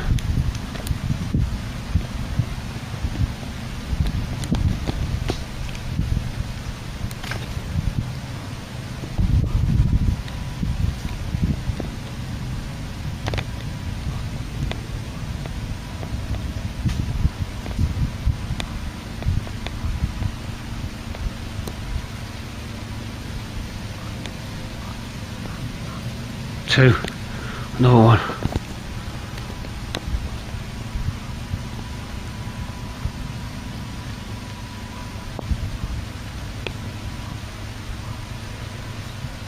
Low level.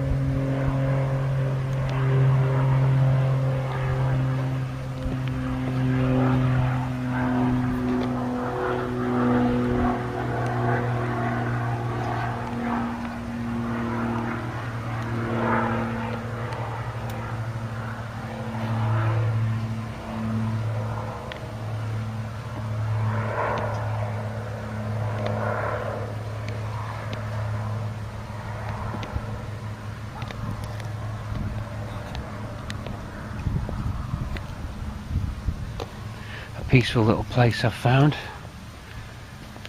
Nobody around.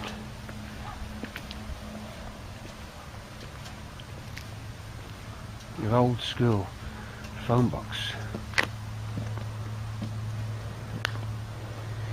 Been there for years and years and years.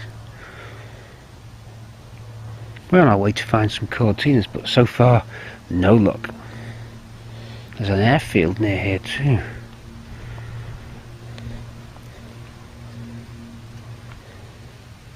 Cortina looks good in the colours.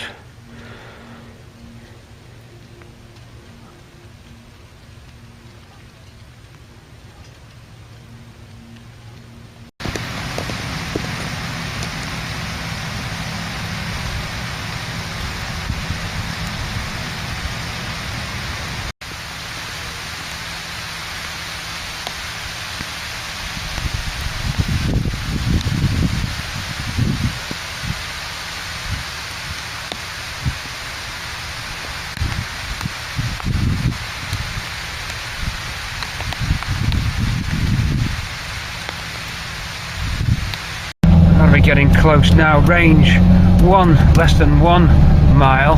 These are only approximate readings. Approximate range 0.75 miles. Missile still closing. Range 0.5 miles. Cortina radar says, ladies and gentlemen, that this must be it.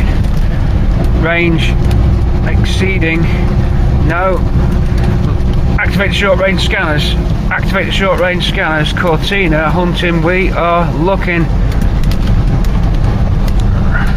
Range 0.25 miles. No location. Visual indicator switching to short range visuals. No. Range 0 miles. Range 0 miles. Cortina indicator. Cortina located. KFO. Cortina located. Cortina located. We have a identification. We're going to have to U-turn it. We've got heavy traffic behind. Cortina identified. Okay, I have spoken to the neighbours. The gentleman concerned is unfortunately not well in hospital, but he's coming out today. He's getting better apparently, which is good. It looks like they're not breakers or anything. He's just a collector. He's got a saloon as well. We can't see that, but there's his Mk3 estate. Okay, so information was good, but they're not abandoned. So they're all secure and safe. So that's it. Leave that little trip now. Sorry I can't bring anything exciting there. Non-abandoned then. Genuine article, genuine collector. So we'll just give him our number if he needs any spares or any assistance. And it's a good contact to have. So there we go. So the information was good, it's just that they weren't abandoned. It's time now to get out of here. A random turn takes us to an airfield. Let's see what it's all about. It's got to be a little baby airfield. Can't be big, but I did see a twin prop plane taking off, so let's go and check it out. En route home, an airfield. Let's check it. Sure enough, an airfield. Got a classic car coming up. It's an MG, I think. Can you see it? I think there is some kind of heritage centre here too, you know. My camera will only focus on the glass. It is a classic car. Do you know what it is? MG, I'm rubbish with my classic cars. I hope not, I don't know them. Have a look, see what you think. There. Not a mega amount going on at Shobden Airfield, but it was worth a little check. It has got a heritage centre, I believe. Anyway, we picked the A49 to go home rather than M5, M6, M5, M40, M6. We're going to go A49 until we get to the 56 and then we'll cut across. But this is a more scenic route. We've got no time restraint, so we can take a leisurely drive back from the Woody visit and a little trip down to Simmons Yacht to see the boys. Coming into Amesbury now. Lovely little white picket fences there, making you feel really welcome. Guy walking his dog, red phone box with a traffic cone in the doorway, presumably warning you of impending electrical faults within. On board the Mk3 with the car's choice of today is Project Ruby, and we expect this route to give us lots of old school sights and sounds. You never know what you might find along the way. Sit back and enjoy the ride. I'll give you clips from time to time. Let's open it up. We've got national speed limit. A little kick down, feel that then. Very sensitive, well I say not very sensitive, very subtle as it goes back into gear. Very nice gear changes. I think Ruby's really bedded in now as well, by the way. I've set the valve clearances and it runs a lot better. I'm not getting any more overrun or pinking at all. The pinking's gone and all the overrun is gone. It seemed to just disappear on its own. I don't really think I did much at all. The engine now runs very, very happily, and I would say we are now at the best we've ever run at in Ruby in terms of power, smoothness and gear changes. Everything is in that sweet spot. I would change nothing at all. Absolutely nothing at all to change out. I'm almost going to give you a 10 out of 10 for the running of this car. I'm going to get 9.5, slight axle whine perhaps, but I'm close, high 9s to 9.5 out of 10 for my satisfaction level, and my OCD and satisfaction level are almost satisfied. I'm really pleased about that. So let's see what we find along the way. We might pass other classic cars, who knows. The guy in the MG was no parlay, and the Cortinas were also a non-abandoned situation, but it's better because they're currently active and being used, which is great. Well, they will be getting used, I'm sure. That that Cortina Mark V estate looked fine to me. Now look ahead, we've got a great contrasting sky. Look, we're just dropping down slightly here, but you've got lush green fields, then the cumulonimbus there, behind it some rain cloud, but giving a white, crisp bleach white and dark blue versus the rich lush green, making a really nice sort of skyscape, if you will. If we were in a cornfield now, that would look really smart. Some rain clouds to the right for loads of contrast. So in terms of painting or doing an artistic shot, if we see a cornfield and the gates are open, we're going in for an artistic shot of the car. We've already got one of a phone box coming into Wigmore now, if you want to look that up. Keeping my eye on the road whilst commentating to you. Everything tickety-boo, chest cam on and looking good. Connected to my shoulder, of course. I'd never drive holding a camera, that's illegal. Of course, the YouTube police are bound to point it out. Okay, some sort of rough bumps. Ruby suspension set hard, of course, and we're low down. There's that blue sky I was telling you about, just coming up on your left-hand side. You can just see a quick glimpse of it there. All instrumentation running good, 30 mile an hour then, sweeping round to the right hand side. These towns you would never know about unless you took this route. In fact, I correct myself, we're on the A4, we're not on the A49 yet. Hold on, I'm going to give you a readout. The 4112. Old school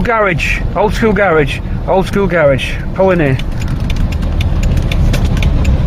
Days of old, this diesel pump here would have been, you can just imagine a line of those nice 1920s to 1950s pumps. This looks just like one of those old school. If we can get a photograph of this, folks, red telephone box just over there, a little bit of sun coming out as well.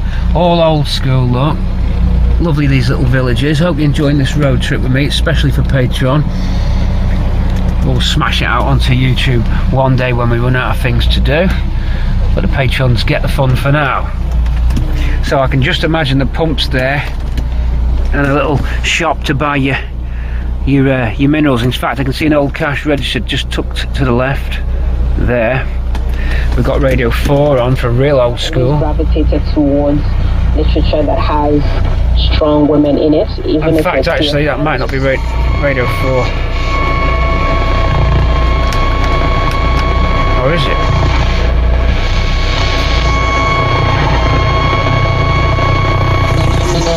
else have I read where the woman, you know, gets to be a villain and have fun with? Who knows who we're going to meet along the way on this trip back. It's given me 3 hours to get to my place. Or, well, I've given it an intersection point actually, but we've got at least a 3-hour drive to go. My waypoint. So we're going to set off from here and carry on the 4113, the A4113. Here we go. Let's see what else we find, what other goodies we find. This is definitely a lay-by for an old school petrol station and service garage there, Castle Garage at Wigmore. Doing little trips like this is great because you never really know what you're going to find. My sat-nav's just took me round a closed road, so it just said, would you like to divert? So this road's may as well be closed, there's that many bumps in it. And as I mentioned, and have several times there, the suspension's set pretty hard on this car, which is how we like it. Just gives you a lot of confident cornering. Although you have got to watch, you don't skip the back end out. Recently, since the increase in torque, you can skip out the back end now between gear changes. So if you're flooring it, booting it or whatever, between second and third, you'll get a sort of power surge where you sort of lurch forward, which I quite like the feeling of between the gear changes, and it can skip the back end. You can just spin out. So you've got to watch that, especially roads like this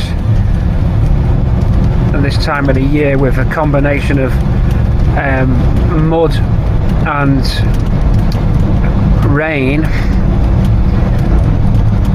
and you know, animal stuff all over the road, silage and things like that. You got to watch it. So uncharted territory, so be wary. I'm sure you know what I mean.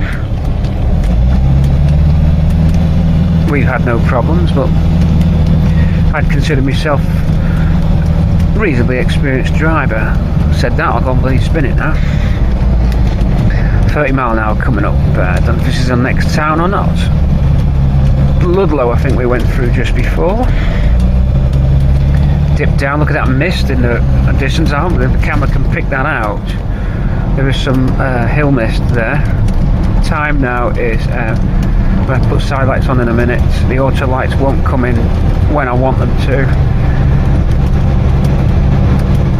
So I'll go side lights. Main beam will come on its own. Dip beam will come on when it's dark enough. Side lights I'm going to mark up just for now.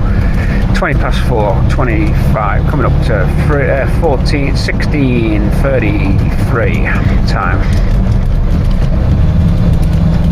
Whey! Lights, good fun. I'd like to live around here. You want to stay on with the commentary? It's up to you.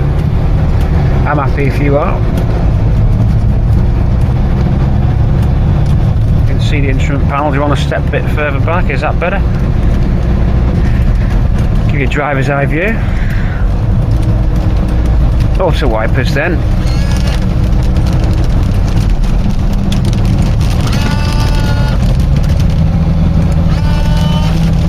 Bit of rain X on and the auto wipers kick in. I'll probably speed up any second. We go through this tunnel, getting dark. This is exciting. So you've got varying weather. There go the wiper speeds. Wow, look at this. Watch this, guys. Boom. Woo! Hoo-hoo! Yeah, lights on, I think, for this. We're getting dark. Wow, autumn's on its way. I'm going to nestle back into the seat. This is seat of the pants stuff, this. Wow, hey, you're right on board live. I'm glad I told you there was some dark clouds. And look at that hidden junction there. Wow, that's a nice hidden junction. That really is. Are we clear? We're good to go.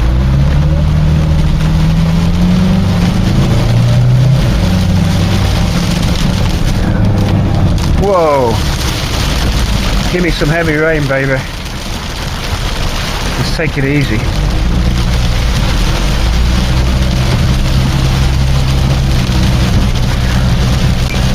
sunglasses off.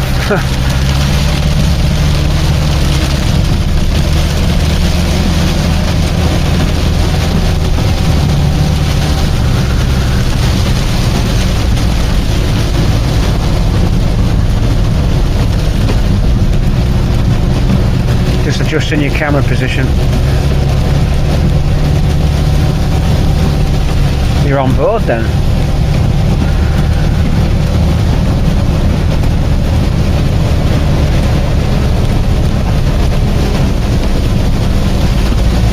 I saw some buzzards earlier on. I'm going to try and identify them. What's that? That is a heron just gone over.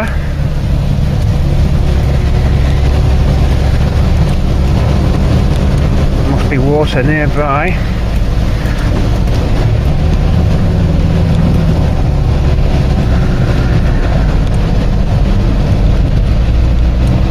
And then it goes clear again. Look at that. I don't mind this kind of weather.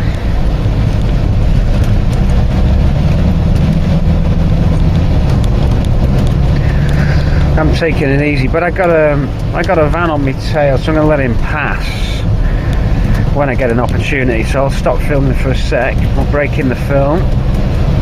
Sun's going to come out and cast a nice golden hue to the cornfields on the hillsides there. Look quite nice. If we can get the photo I talked about earlier, I'd like to try and get it. We're going to let this van go past. We're going to catch you in a sec. Another clip coming up shortly, don't you worry. Shrewsbury Road we're on, Shrewsbury Road. Do like a level crossing. They've even made this look pickety by painting the galvanised fence white. What a good idea. Hey, this looks an interesting line. Wow, I wish there was something coming.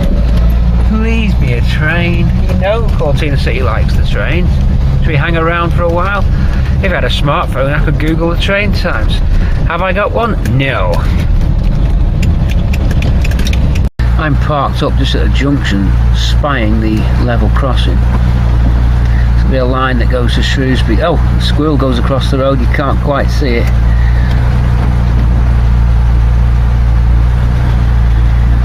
If you play the clip back, you'll just see squirrel crossing, level crossing. 10-minute potpourri, 10-minute little stop, and hope in 10 minutes we get something. You just never know. I'm prepared to give it 10 minutes on my journey time. A little bit of time has passed and we're still on the A49. We will be for most of the journey. This is now a dual part of the road, not as exciting, mainly bypassing some of these towns. We could, if we wanted, switch to more minor roads, the B roads. Require quite a bit of planning and probably an unnecessary time delay this time. Will be into nighttime driving. Of course, autumn is upon us, so those nights have now closed in. Still a couple of hours away from our home. Plenty more things to do. Currently 25 past 5, 17:25, that's 17:25. Still got plenty of daylight left. Crossing the River Severn, you can see the sign just there. Severn goes, not much of it. Maybe the River 5.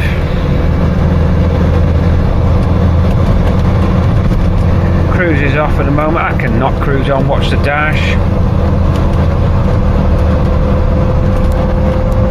And in my case, with Ruby, you do need the cruise on to activate the torque lockup, so but you just put it on to coast and run on coast to get your lockup in, whereas Bramble has automatic speed switching. I'm going to retrofit a speed switch to Ruby, as it's better in situations like now where I wouldn't want the cruise.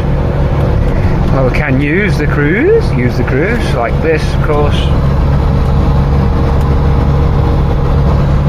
And now we coast, just flipped up to coast. You still get the, just flipped it back in, you still get the lock up when you're coasting. I know I go on about it a lot, but I just flipped up again there to keep me distance, and then to close the gap, just go again, and you're good to go. Back to a single carriageway. Some good stuff comes up soon. Oswestry is a nice town. We'll have a look round there. But yeah, Woody then. Let's get talking back Woody. There's nothing fantastic happening just yet on these roads. Woody then. Let me turn off cruise. Woody then. He's not changed a lot, but he's got more twigs on him. Plenty of bits that I need to get off there that I didn't do. So we're going to go back for a bit of a Woody party. I almost feel bad taking anything off it. It's like it should be a monument, and the body shell probably always will be till it completely dissolves. But some of them trinkets are needed. So we're going to get them off. There's a classic car coming up. What is it? No, it's not. MX-5? No. BMW?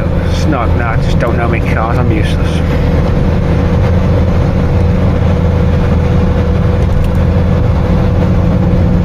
So uneventful part of the journey, and no railway crossings yet. How rude.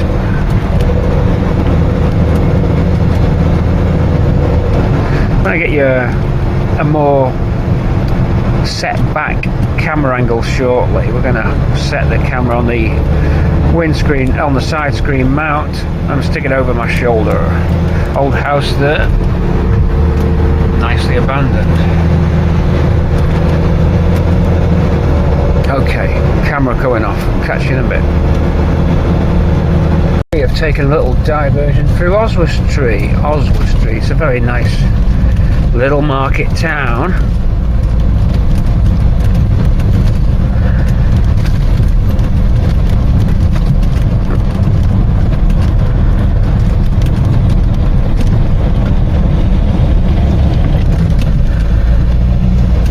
I might have to stop filming for a sec. Check out the railway station, folks, for old school. We've got something going on. Old railway carriages here. Look at that nice building. That's very nice. Yeah, I like this old railway setup. Let's go down and check it out. Don't know what we got, but we're going to have a little snoop. Ooh, I didn't know this was here.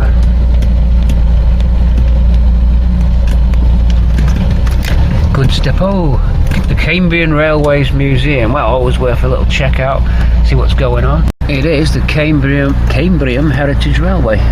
Must admit, I didn't know that. Anyone want a Vauxhall wheel trim? You got one by the gates. So nice building, nice station building. There'll be some history on that one if you want to check it out. Feel free. Right, we'll leave Oswestry now. Get some 97 octane fuel. Voice is starting to go because it's been a long day. 7 o'clock start. It's been a long day. PC Cortina City, diverting through Oswestry. Fuel stop, folks. Fuel and sandwich stop. 97, please. There it is. The one that gives us no trouble. So should be some goodies here and a nice sandwich. I like M&S's stuff. Some good veggie stuff. Not a vegetarian, but I occasionally don't have too much meat. Anyway, let's fill up. See you in the next clip. Okay everybody. Don't try and be a meerkat. That's a little rest stop sorted. Got some provisions and I got myself some tea to cook for us tonight. I'm the chef tonight. A refreshing pit stop out of Oswestry now, and the weather clearing a little bit. Straight run down, we're going across a river, but I don't know which one it is. Big bridge. And a paraglider in the distance. Car, as always, we're running like a dream. And I say, I use the 97, the Amber Nectar, because the engine agrees with it. That's the FR30 cam, about 8 degrees, maybe 9 degrees BTC on the timing. A H&H Dizzy, which seems to be behaving itself, versus the Acura Spark on Bramble. Don't know which is going to turn out to be the better one. The H&H one's £200. The Acura Spark's £85. I'll let you know which one seems to be the best after a reasonable amount of time has passed between the cars. When I see something more interesting, we shall resume, but we're drawing this little road trip video to an end. Sorry that there wasn't any Cortina action in terms of that estate car. A little bit of a bum steer there, but still, I'm just glad the guy's gonna be keeping his cars. And to be fair, the estate looked in good order. We didn't get to see the saloon, that was tucked away at the back under lock and key. Woody then, what do you think? I know there wasn't much of a drive down intro, but some little clips of the Newster in Noah, N-O-H, that's the reg plate on the car bodies, hope it's car bodies Jim, Mark 5. Okay, roundabout coming up, film going off. Okay, well I think the scenic routes are all done. We're going to be shortly joining the M56 motorway, so we're going to accelerate up to speed. That's going to take us on a little bit of motorway driving, so some motorway footage for you coming right up. Let's build up our speed now. Let's get on this bad boy. Stanlow Refinery then, everything else in between. Motorway cruising then, why not? May as well wind down nicely. I hope you've enjoyed what little I managed to film today for you. So what did we do? We went down to Simmons Yacht in Monmouthshire to meet a couple of friends who've got Cortinas in sort of homage to the Cortina Day that was cancelled because of COVID. Then we got some tip-offs about a Cortina, and then we went to see Woody because he wasn't that far away. We don't give you away the location, of course. It's a closely guarded secret. Only Wayne Baker, Lee Holmes and the little Newts know the codes to get into the safe there. Got a car quite close on my tail. I'm just gonna check him out. I know he's turning off. We've got to keep our eyes peeled. He's going to undertake a little bit now. He's accelerating away. We'll go up that ramp. Yep, there he goes. We're just staying at a cool 60 for now. And then shortly we're going to be joining the middle lane as we build the speed up to our cruising speed. Today is 75 miles an hour. We don't mind if we break the law. Feel free to go ahead and shop us. Feel free to check online if the car's insured. That's a little note says you're ticking a box saying it's your vehicle, so don't be naughty. Naughty people, naughty people checking out whether cars are insured. Naughty people ticking a box saying it's your vehicle. Naughty. More refineries on the left, some windmills too. This is the M56. You're with Cortina City, and we're slowly going to bring you back down to earth on this road trip film. It's basically Pete pointing his camera at the dashboard most of the time. I'm trying to bring you with me everywhere I go. Check this scenery on the left, hold on.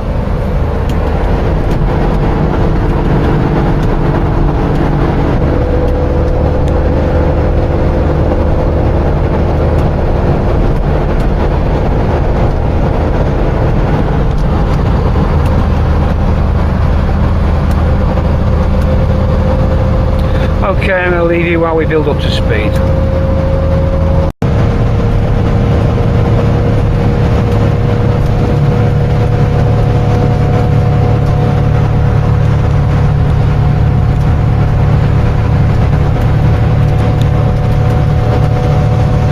Okay, cruising speed achieved.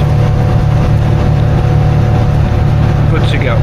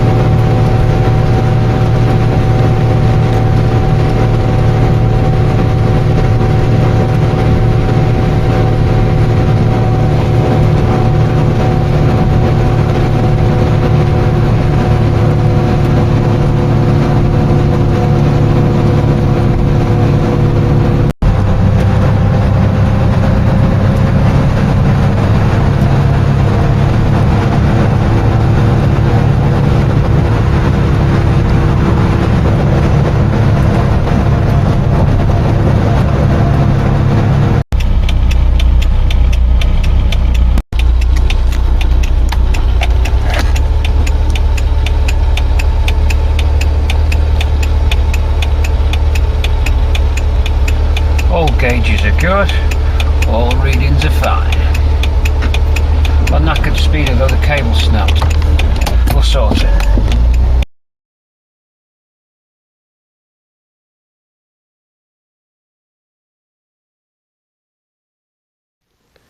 And with that last minute view of the gauges there, we're going to bring you down. We've got to be 2 hours in by now on this live chat.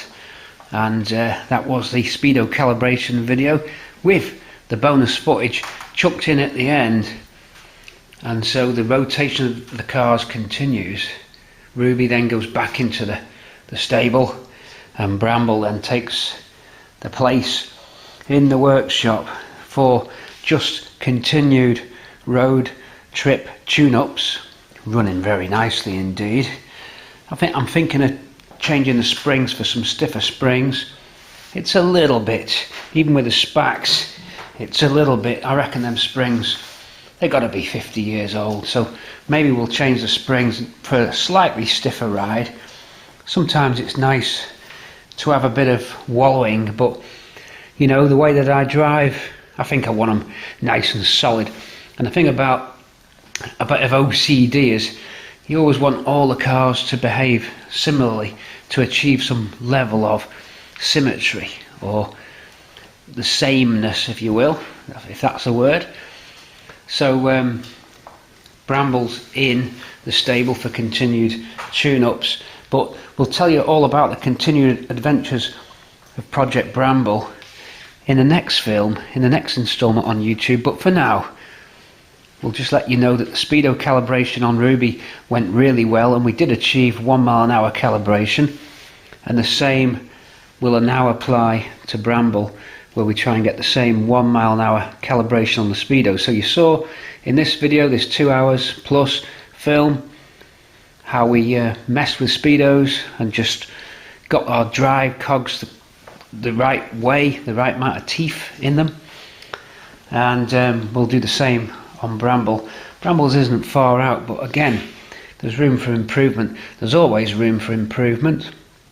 But Bramble's been clocking up the miles, and there are plenty of road trip videos ahead of you on YouTube and Patreon for future viewing. But for now, bring yourselves nicely down, take that last little nightcap, okay? And I left you on the M56 and then onto the 6. We had a quick check of those gauges on Ruby to make sure that she was performing as she should, and she did. And we saw Woody then. Wow, Woody, what can I say? Can we save him? No, we can't. Don't be daft.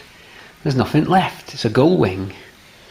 But I'm just gonna give this car a little bit of TLC, and wow, what a machine it is, and what a machine we managed to produce at Cortina City. And of course you saw a little clip of the Classic Car magazine film. We're hoping that we'll be seen in the magazine soon as a Cortina City feature. But for now, on this Friday night live chat, we'll bring you right down to earth. Hoping you've took the notes on the nettle tea. I didn't go crazy. Well, maybe I did. So come on, Bramble, let's get to bed. It's been a long night and a long chat, and all these viewers will be inebriated, intoxicated. Why not on a Friday? This virtual pub, this virtual chat is about the closest thing we're going to get for a social life. I hope that I've brought you a little bit of social interaction. So wind it down. No more Pearl and Dean. No more road trips. Because of course we took Ruby out on a little trip down Wales way, where you saw that Mark V car-bodied Crayford, piloted by the Newtstead, a little Newt Jim Noah, the car. And we showed you that clip. But for now, we're going to have to leave you. You know, we've got to pull the plug at some point. Let's leave you with some eye candy. We'll catch you very soon. Say goodnight, Bramble. It's a Friday night. We'll leave you with the eye candy. Look at the finish. But I've been filming more stuff. I didn't want to make this a 3-hour film. We've got a trip to Dave's yard for you in the next instalment, plus other goodies as well. So we'll be going down and checking out a Mark 5 Cortina 2.3 gear that ended up in Dave's yard. You know what that means, don't you? But that's a story for another time. So wind it down.